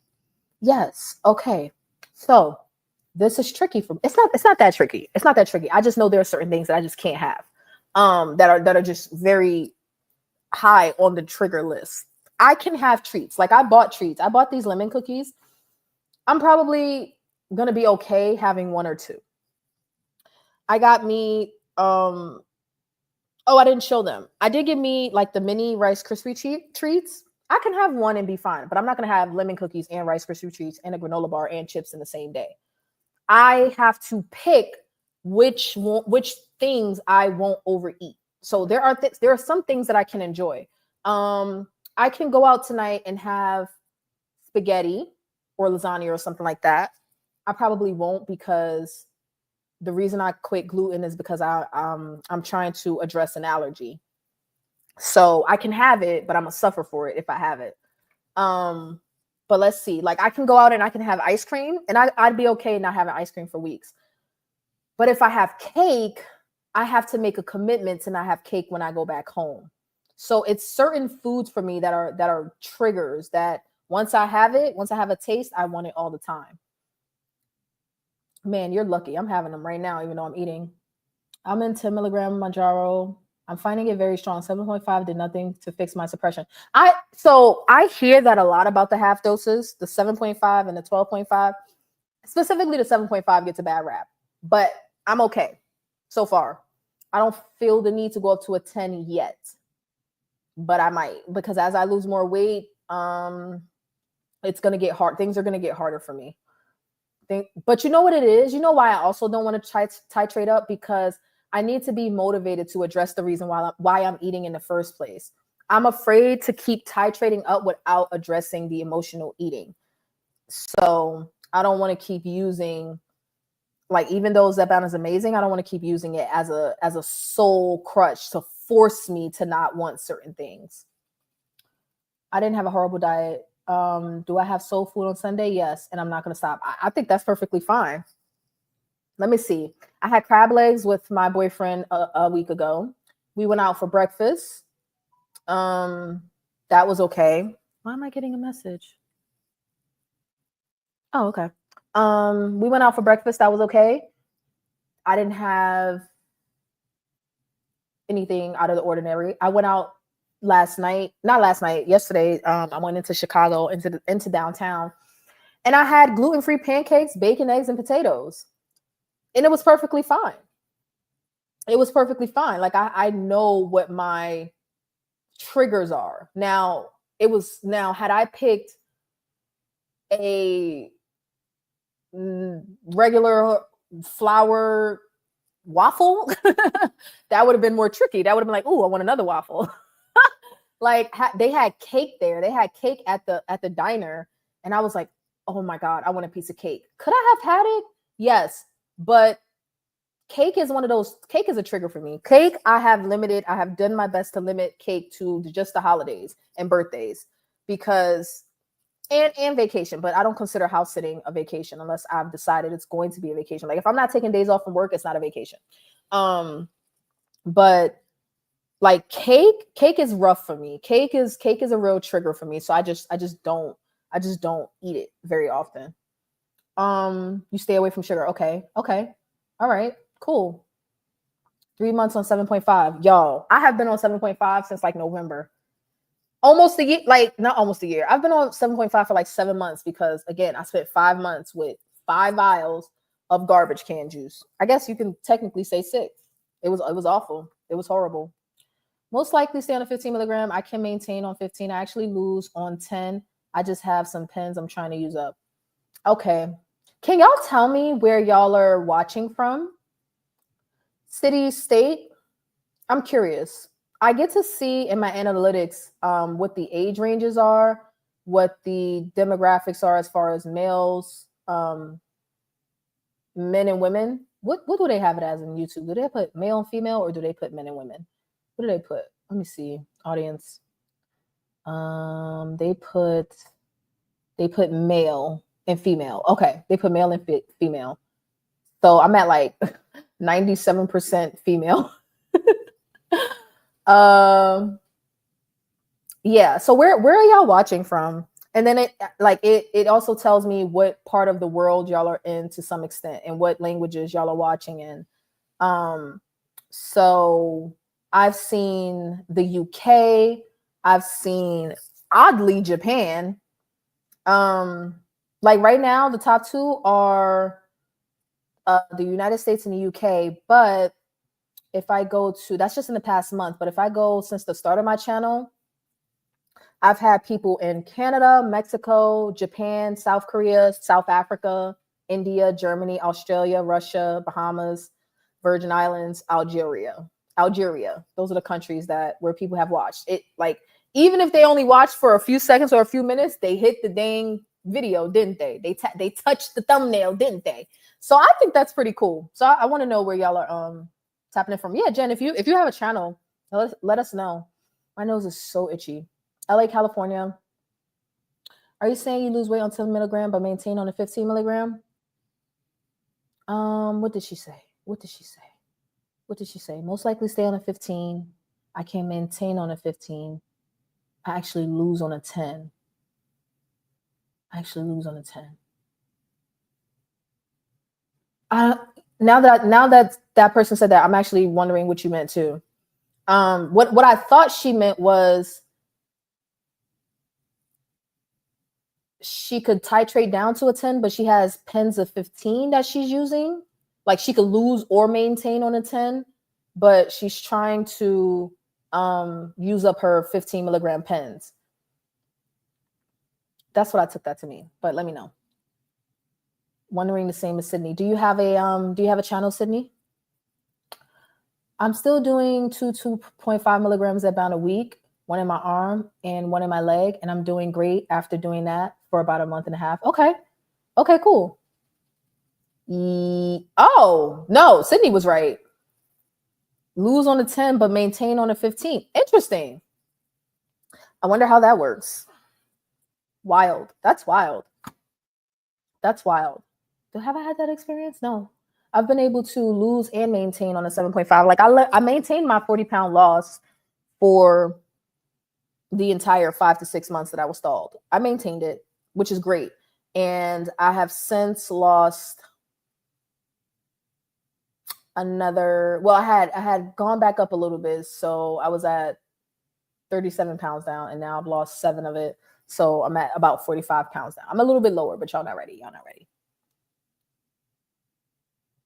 Maintenance has been harder than the beginning. Okay, Boston. Okay, Boston and LA. Boston and LA. Boston and LA. Okay. Because you know why I asked also because I've been wondering about the 11 a.m. Live stream schedule that I'm planning once I get settled wherever the hell I'm gonna be in the next couple of weeks. I've been wondering about that. So I'm wondering if most of my viewers are on the East Coast. I'm just curious. Y'all could be anywhere in this big ass country. I don't know. I barely know where I'm at. I stay on the East Coast. This is the first time. Not first time ever, but the first time while doing content regularly that I'm in a different time zone. And it's not that big of a difference, but it still does. I still get a little bit confused. California. Wow. Not the California showing out. So I've never been to Cali and I plan to go for the first time in September to house it. I'm so excited. I think the Pacific Ocean is my love interest. We just haven't reached each other yet. We just haven't reached each other yet. Hi, Teddy. Dallas. Okay. I decided to do a 24-hour fast. Just finished at 6 p.m. Central. It's my first time doing a fast internationally. Internationally.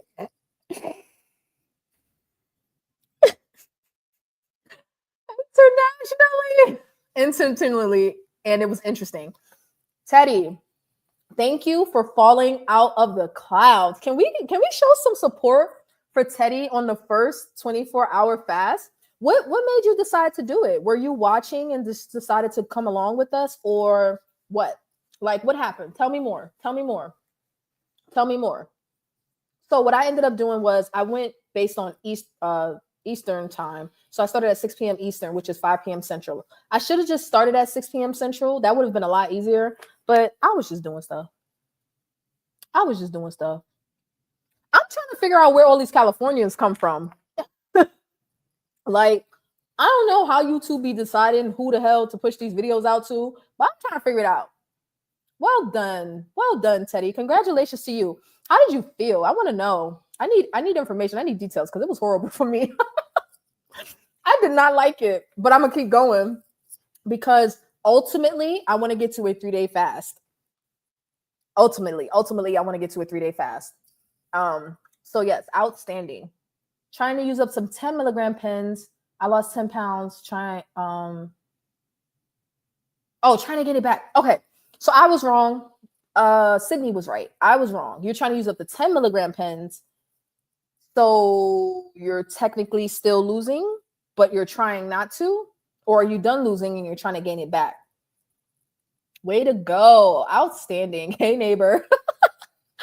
I want to go to California. I can't wait. I'm going to Rose something. It's about an hour or two outside of San Francisco. So I'll be sort of kind of in the northern or central part. I don't know. I'm geographically challenged. I'm bad at this. I was watching yesterday and just decided to give it a try. I have an extreme amount of energy. Hold on, I gotta come on camera for this. Oh, I gotta come on camera for this. Hold on. Oh God. Outstanding. So I'm not crazy. I'm so glad that was your experience because, I don't know if you saw Teddy, but someone came into the chat yesterday trying to chastise me like, are you a doctor to be giving medical advice? And I'm like, I just said I'm going to be fasting and whoever wants to join can join. And if you haven't done it before, do a little bit of research, make sure it's okay. I don't know if you're on any medications or whatever, but join at your own risk. They were trying to chastise me. Like, you ain't no doctor.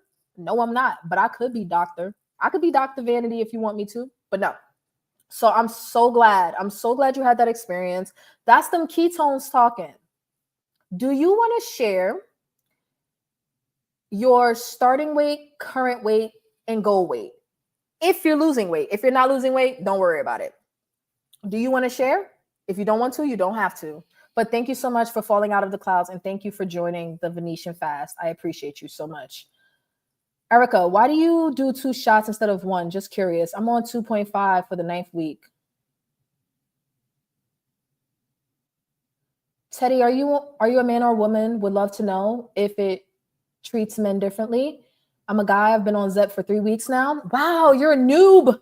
You're such a noob. How the heck did you find my channel? I'm glad you did. Don't leave, please. But wow, okay, 3 weeks. I told y'all we have some guys that watch. It's just not many. Out of 500. Well, that's the thing. It's not just 5. YouTube is so weird. So I'm at 580 something subscribers, but almost nearly 2,000 people watch me regularly. Why they not subscribing? I don't know. That's just how people are. But so I get to see that people are coming back. And I get to see that it's over 95% women and less than 5% men. But that's fine. You got to represent for the guys. Come on, come out of the clouds. Come on out of the clouds. Who else was a part of the fast? And y'all not telling us. Seems like it was a breeze for you. That's why I wanted to know, do you have a fairly lower carb diet or what is your diet like? Because people that are very high carb, junk food eaters, potatoes and starch and all of that, like me, it's very hard to just jump into a fast. It's very difficult, even on a GLP-1, because the symptoms are so like the headaches and the withdrawals and the fatigue. It's really, really hard when you're used to eating a lot of carbs. I do 2 shots. 2 shots. Type 2 diabetes and my insurance covers it. And for the first 6 months, I was too scared to take it. So I had 6 extra boxes. Okay.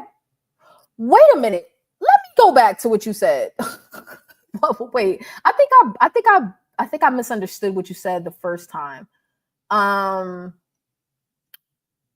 Erica, what did you say? You said I'm still doing 2.5. You know what I thought you meant when you said that? I thought you meant you were splitting your 2.5 into 2 doses, but no, you're taking 2.5 twice. So you're on 5 milligrams, but you're split. So this would be the equivalent to splitting your 5 milligram dose into 2 injections. Okay. Okay. I don't ever tell people to do that. I always say talk with your doctor before you do that. But if it works for you, thank you for sharing. I was just I got a little confused there for a second. Um. Okay. So you were scared. Okay. Okay. I understand that. I understand that. Embarrassing talking about farts in front of this man. Like no. Like how long y'all been together? Because we cannot. Like it's gonna be talked about. It's gonna be talked about. It's gonna be talked about. Trying to get back to 140, whatever that means to get there. I wonder how are you gonna get there on a 15 milligram? Imagine gaining weight on a 15 milligram. That seems incredibly hard. Hmm. That seems hard. That seems hard. That seems hard. Starting weight was 284. Went on a diet, exercised for a month, lost about 20 pounds. Sounds about right. So far, I've been losing about 4 pounds per week since starting. Congratulations. I wish I was losing 4 pounds per week, but I was eating too much junk food. What's your diet like? Can you tell me? Like just on a day-to-day basis, not to say that you're following a particular diet. Well, you did say you went on a diet. So what diet did you choose and are you still on it? Just out of curiosity. Lucky Doug for it being free, but not the T2D. Glad you're here. Okay. I think men lose weight faster, but don't quote me. So I think that's true. I think amazing progress. Absolutely. Thank you so much for sharing. I think that's true. Sorry, I'm supposed to be working on my podcast voice, but I had to come on screen to congratulate Teddy. Okay. Teddy's Venetian too. We're a little vain over here, Teddy. Like we're trying to look good, but we're trying to feel good too. All right.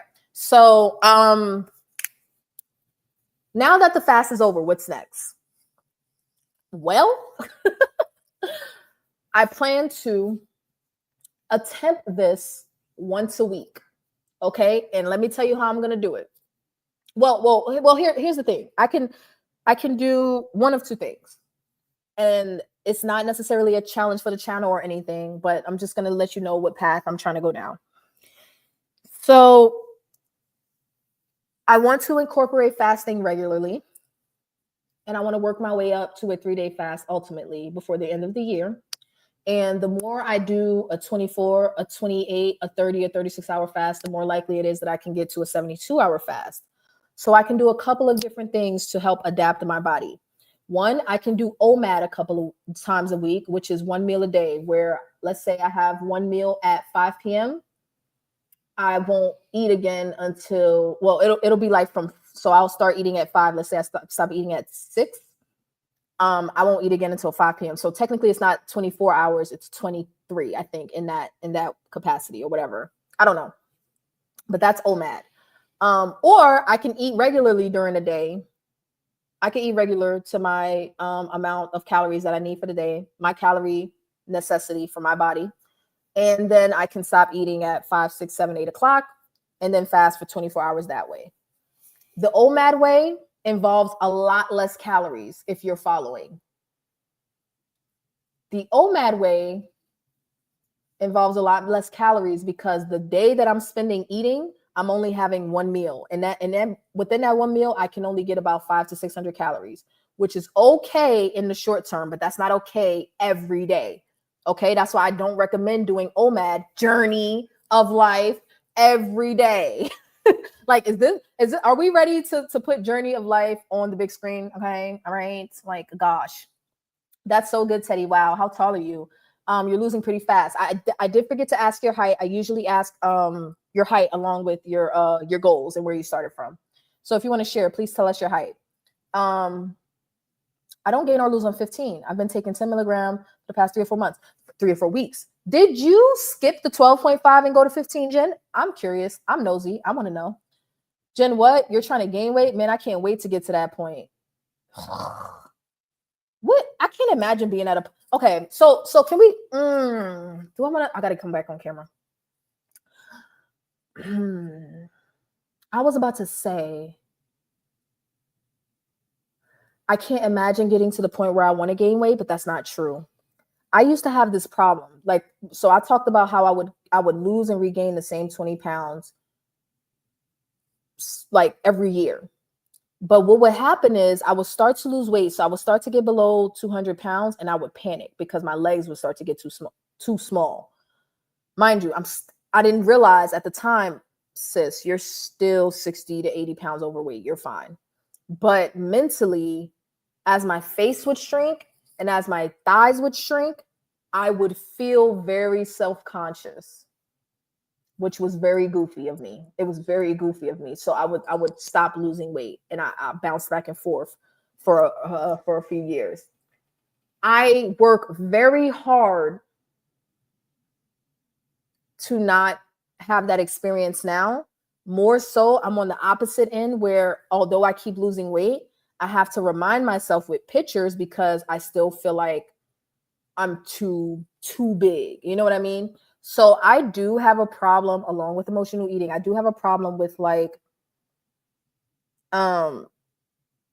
finding problems with the way that I look. But I've been working on that. I haven't worked on the emotional eating, but I have been working on that. Okay? I definitely have been working on that. As far as like self-esteem and self-confidence and things like that. So with that being said, could I imagine getting to a point where I want to regain weight? Possibly. Like if I go below 130, I haven't been 120 pounds since I was like 10, 11 years old. So if I was to, like, my goal is 140, but I didn't realize that was still overweight for my height. So there's a chance I might go down further, but I've been a fuller girl most of my life, my entire life. So it's hard for me to imagine what being thin is even like. Like I don't like thin is not in my mind. Just getting this extra 60 pounds off is on my mind. 55 pounds now, like just getting that off. But thin is not on my mind. And I don't know if I'm going to get there. And if I do, I don't know if I'm going to like it because I'm still working on how I view myself. So that's a work in progress. I might cut that part out and make it its own video. 131.58. I'm getting a little too skinny. 140 is my sweet spot. Okay. I mean, and that's what I'm saying. Like 140 for me at 5'3" might still be a bit too heavy. Zepbound changed and saved my life. Absolutely. I went from feeling sick every single day after eating and having really low blood sugar if I didn't eat enough. And now I feel good all day long, every day. Okay. Yes, I agree. Look, after this fast, I'm not doing OMAD anymore. I broke the plateau. So back on our normal schedule. Stay tuned. Count your days, journey of life. Cause I'm gonna be name dropping you every stream, every pre-record. I'm gonna be like, did you eat today? Did you? Cause OMAD is fine once or twice, a couple of times a week. Or if you're, 300-400 pounds overweight and you need to get a lot of weight off quick, OMAD is fine. But when you're trying to make sure that your metabolism is well taken care of, no, you cannot get enough calories doing that. You can't. One could only dream. 5'8". I'm only 5'1". Okay, so I'm taller than you. Okay, all right, that's great because I got a lot of tallies in here. There's a lot of tallies in here. There's a lot of them.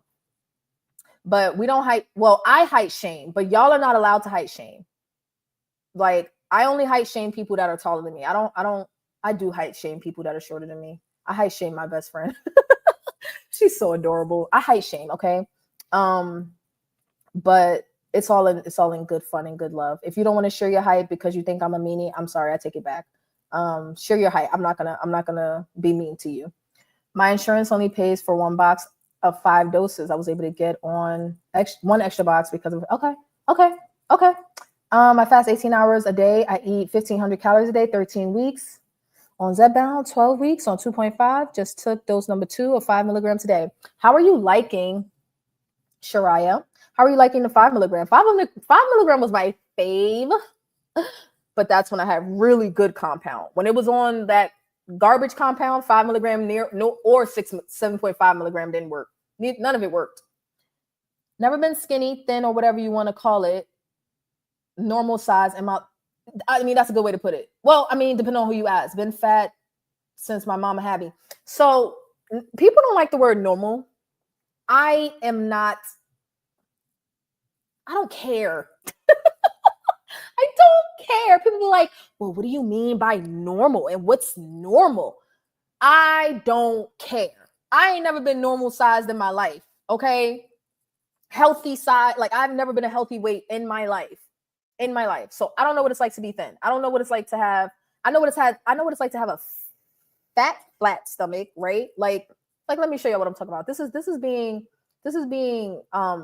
fat, but still having a flat stomach. Like I know what that's like. Hold on, let me show y'all.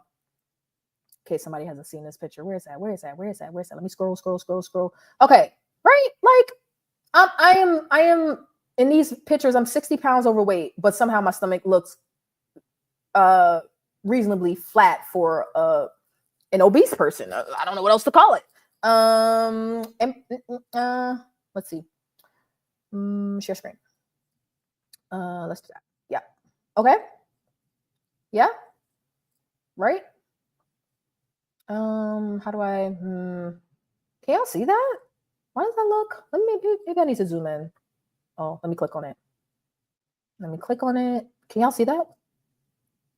Yeah, y'all can see that, right? So this is 60 pounds overweight. So when I still say I still got another 60 to lose, sometimes I'll be looking at, when I took this picture, I was like, who is that? I was like, is that me? Like, even Songstress was like, no way. When did you get that body? Or when did your body get like that? What did she say? I never forgot that comment.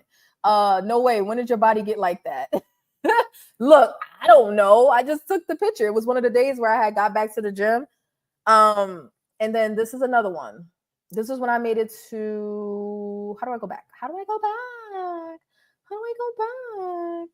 Oh my gosh, she's gonna make me scroll again. This is when I got to 199. Okay. Fairly like to be obese, to be 60 pounds overweight, you know, it gives a little flat. It don't give thin, but it gives a little flat, a little bit. Okay. So that's to say, beyond that, I don't know what it's like to be a normal weight. Like that's not a normal weight, but I don't know what it's like to have a flat stomach or be thin or be able to wear like low rise jeans. Like I always wear high waisted jeans. I think I'll wear high waisted jeans for the rest of my life. I first of all, I am the only one allowed to height shame in here. Okay, yeah. Okay, 5'3". Who said it was 5'1"? I'm 5'8", 2 and 131 would be too low for me. My goal is 145, 155.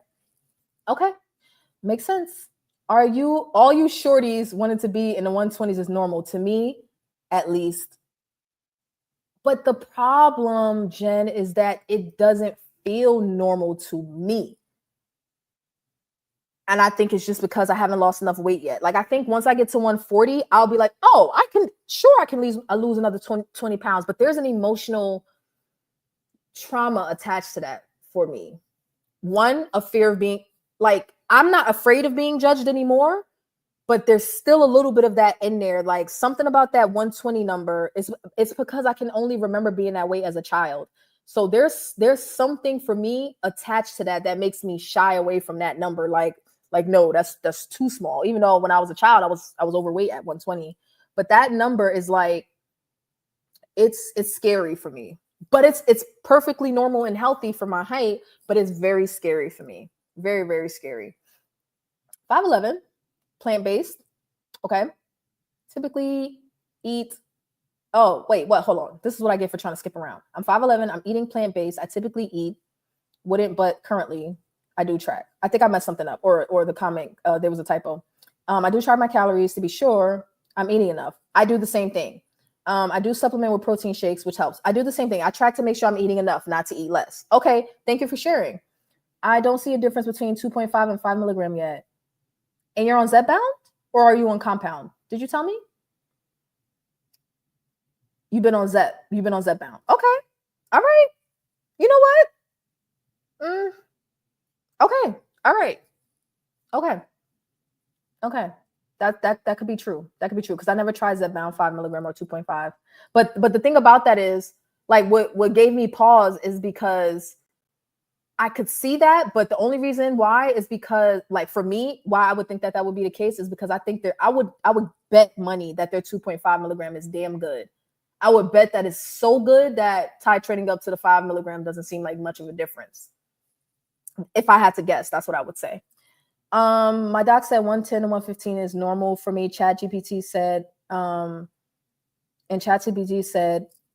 ChatGPT said I won't go below 135 due to my muscle mass if I keep it. Okay. So if I am in the 130s, I want it to be because of muscle. If I am in the 130s, 140s, I want it to be because of muscle. So I agree. Oh, okay, you corrected it. Okay. Looking cute in the in the gym. Yeah, listen, it lasted about a week or two. No bothersome symptoms. Okay. My symptoms haven't been that bad on Zepbound. You was only able ever to get one box of the half doses? That is weird. Teddy, that's a good height. You're doing good. My husband is that height. 5'4". I'm tall for a Mexican woman. My mom is 4'11". Yeah, let me see. Are you okay? Are you trying to scratch your butt? Hey, Sage, what you doing, buddy? Trying to scratch your bum? 4'11". Yeah, I have like one of my closest friends. I don't care how long it's been since we talked. I'll always call her one of my closest friends. We bartended together, and she's older than me, much older. I think she's probably like in her late 40s. But she's Mexican, and I don't even think 4'11". I think she was like, no. You know what? I'm 5. She probably was like 4'11". Yeah, that sounds about right. Okay. Wait, you said you're tall at 5'4". Okay. All right. Are you on Zepbound, Shariah? Yes. Shariah's on Zep. I just started 5 milligrams Zepbound 2 weeks ago, and it has made a big difference in my weight loss. Okay, so that's one person saying that 5 milligram did make a difference. Okay. I hope my kids take after their dad. Well, my kids better take after me. Like, I don't want them to take after me with the obesity, which is why I'm trying to learn how to not be obese before I have children. I don't want them to take after me with the obesity, but they better take after me because I got the good, strong genes. Like, like my genes are strong and I'm very protective of that. Like, I can't, like, if we have a kid, oh my God, like his daughter looks just like him. Like, she's beautiful, but it's like, how do you just take your father's whole face? Like, no. Like, no, no, take my face because I said so. For height. Oh yeah. I don't want my kids to take my height. I mean, I hope they take, like, I have tall brothers. Like, my dad is 6 something. I have 2 brothers and a sister, and they have their own mom. They're all tall. They're all taller than me. They're all like, I think my sister got to be like 5'11", 5'10", and my brothers are easily 6 foot, 6'1", 6'2", something like that. And then came me. He found him a little 5'4" cutie and had me at 5'3". Like, I ain't getting none of the height from my dad. I ain't get I could have at least been 5'6", 5'7". They could have met me, like, the genes could have met me in the middle. I take completely after my mother in her 5'4". I didn't even make it to 5'4", which is crazy. I didn't even make it. I'm 5'3.5" with no shoes on. Probably 5'4" with sneakers on, but I didn't even make it. I didn't even get the whole inch. Ow. I didn't even get the whole inch. Y'all, I feel a little better now that I ate. I was sitting here eating this chicken while I was off camera.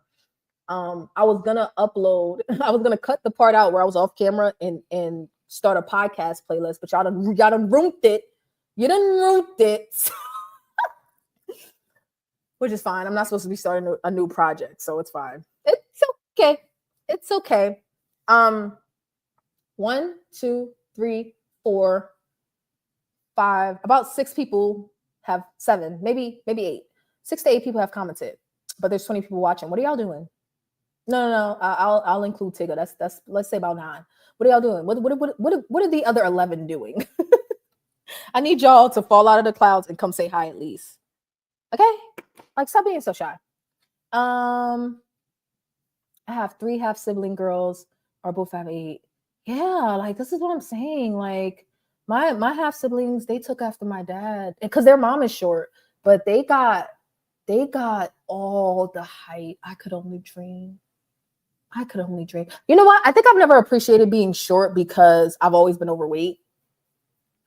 Um, so I never really appreciated being fun size. Am I fun size at 5'3"? I don't know. I don't let people pick me up, so I don't really like I don't get the perks of being short. I don't get to do the cute short people stuff. Since I started my journey, I've been searching for info on injecting on lipo or tummy tuck areas, but I haven't found anything. I've heard people say to not inject in scarred areas. You know who you can not talk to? Let me help you out right now.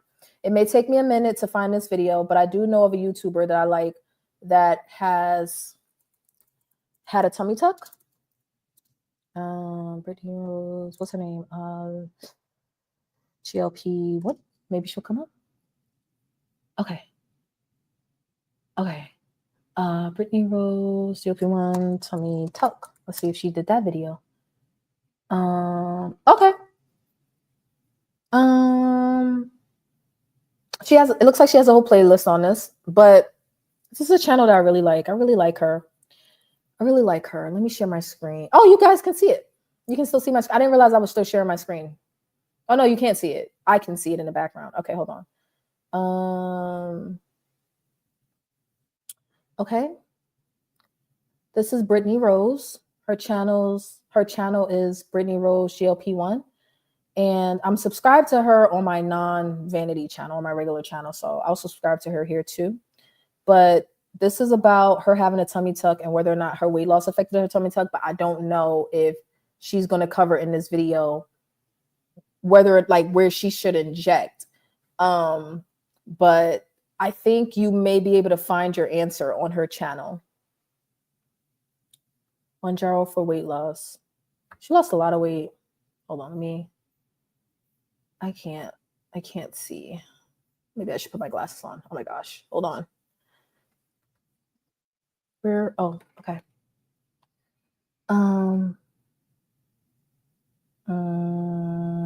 Hold on. What I eat. Yeah, I don't know. I feel like you would find it here. Cause what I did was Brittany Rose GLP-1 tummy tuck. Is this her? Oh, she has another channel. I didn't know that. Cool. She starts talking tummy tucks. Okay. I don't know if she talks about GLP-1s on that channel though. So do I regret getting my tummy tuck? So that's the GLP-1 channel. So that was an older video. I think that's before she started GLP-1. GLP-1 and coffee.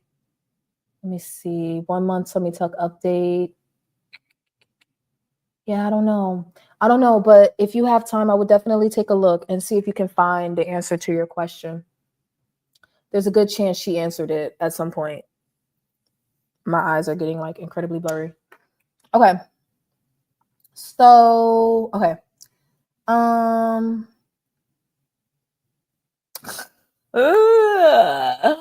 Mind your business. First of all, I'm doing I'm stretching and stuff, trying to like compensate for that or whatever. I'm trying to do weights and stuff and make my bones strong. Like, yes, I'm gonna get shorter, okay? But as long as I'm a cute short old lady, like hopefully. Don't put it in the scar tissue. Is that what the question was? Not inject into the scarred areas. I wouldn't. Well, how much of the area? Okay, I'm not a doctor, but what I'm wondering is how much of the scarred area, like how much scar coverage do you actually have? Like, is it your whole abdomen? I don't know. And I would assume that wouldn't absorb very well, but I don't know. Don't take any advice with me on from me on that.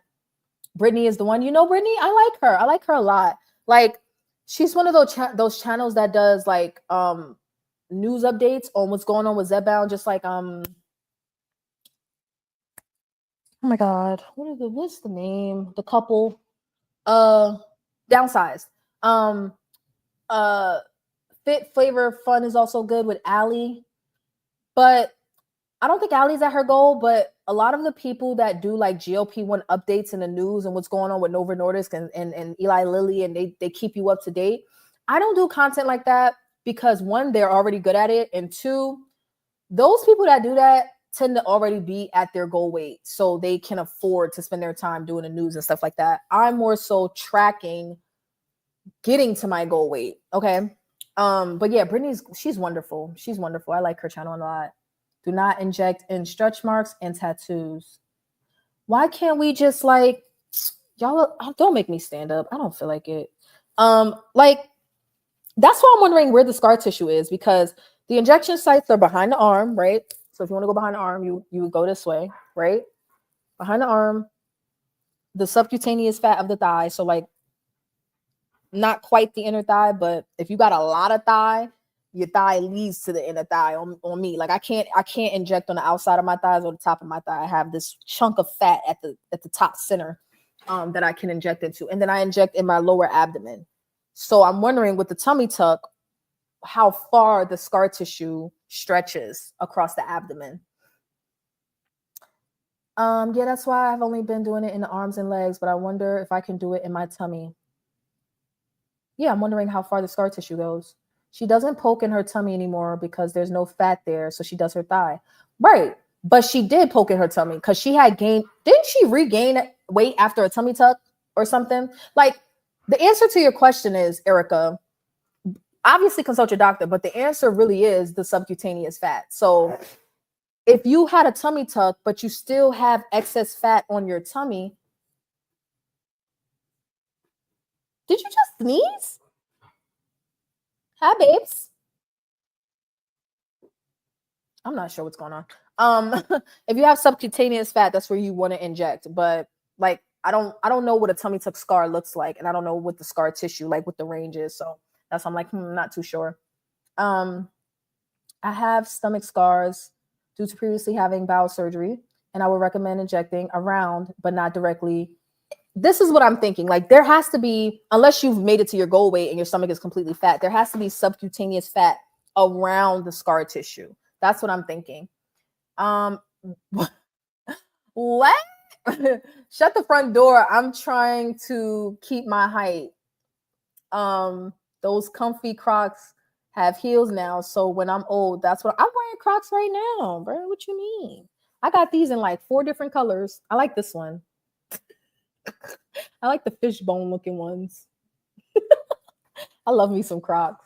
Oh, I also got orthopedic shoes too. My no, that's a long story. I ain't gonna get into it. But so I have fallen arches. I got some slides with my arch prescription built into the slides, and it's amazing.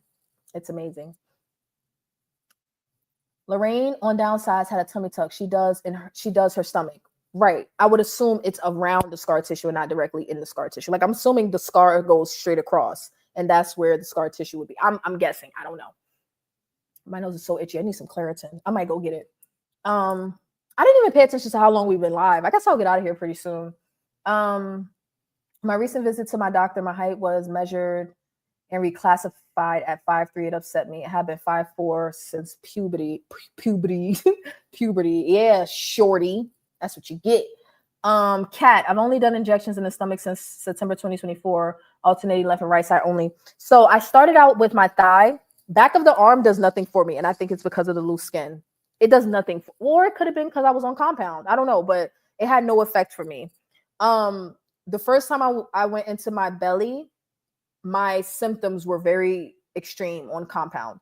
But now I inject in my stomach regularly because I just don't feel like I don't feel like I don't always have on shorts, and I'm not always about to go in the bathroom and pull my pants down. So I take my Zepbound out of the fridge. I have my hands washed right there at the sink. I have a clean area. I have my paper towel. I have my alcohol wipes. So, I mean, it's just me and my boyfriend. So sometimes I just take it out of the fridge. I alcohol swab, and I go right in my stomach because I don't feel like taking my pants off. I don't feel like doing that. But right now I alternate between both sides of my stomach and right and left thighs. But more often than not, out of sheer laziness, I'm going in my stomach.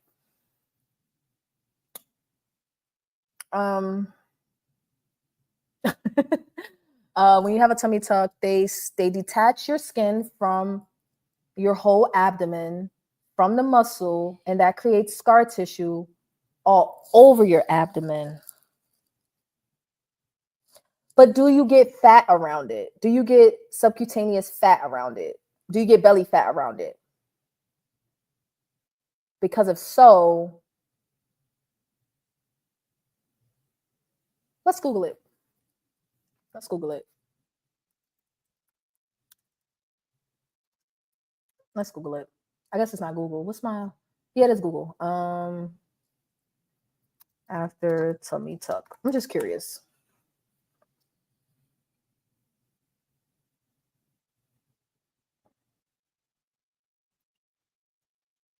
Mm. Okay, yes, it's generally safe to inject GLP-1 medications like Ozempic or Wegovy into the abdomen after a tummy tuck, but it's crucial to consult with both your plastic surgeon and your prescribing physician. They will advise on the appropriate timing for resuming injections, considering the healing process and potential impact for surgical results. Okay. Oh, it's okay. I see why you're fussing now. Hold on. I'll be right back. Let me go give him his.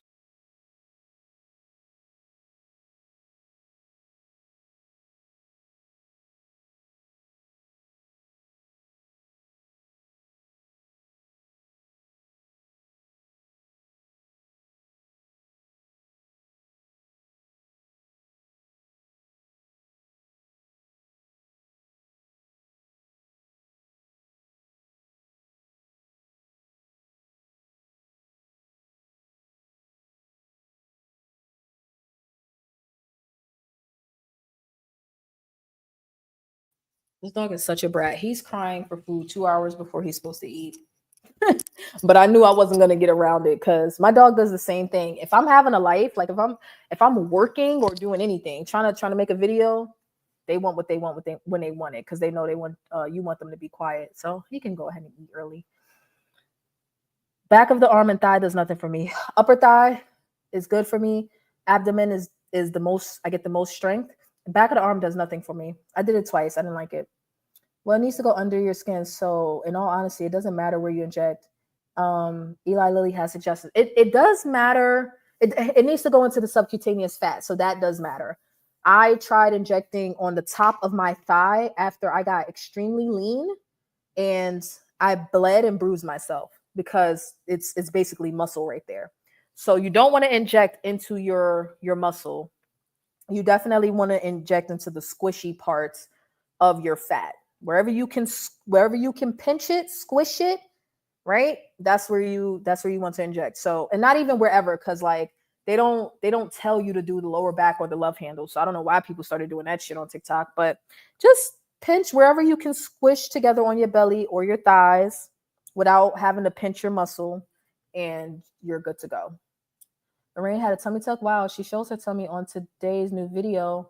Get ready with me. It didn't look like it, but wow, that's new news to me. I had no idea. I got to look that up. Oh, okay.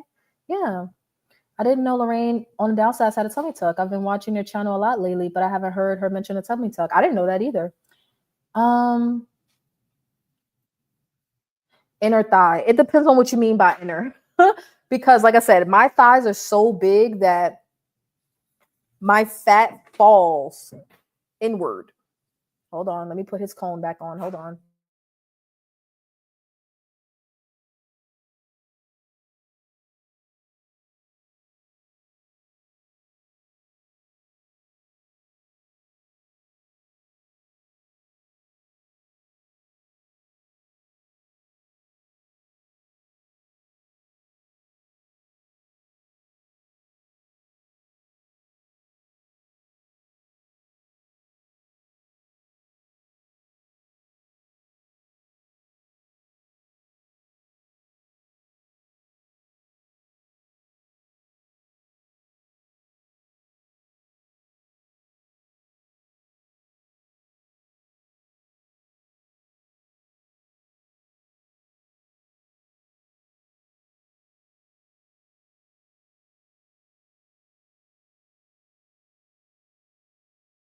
Okay.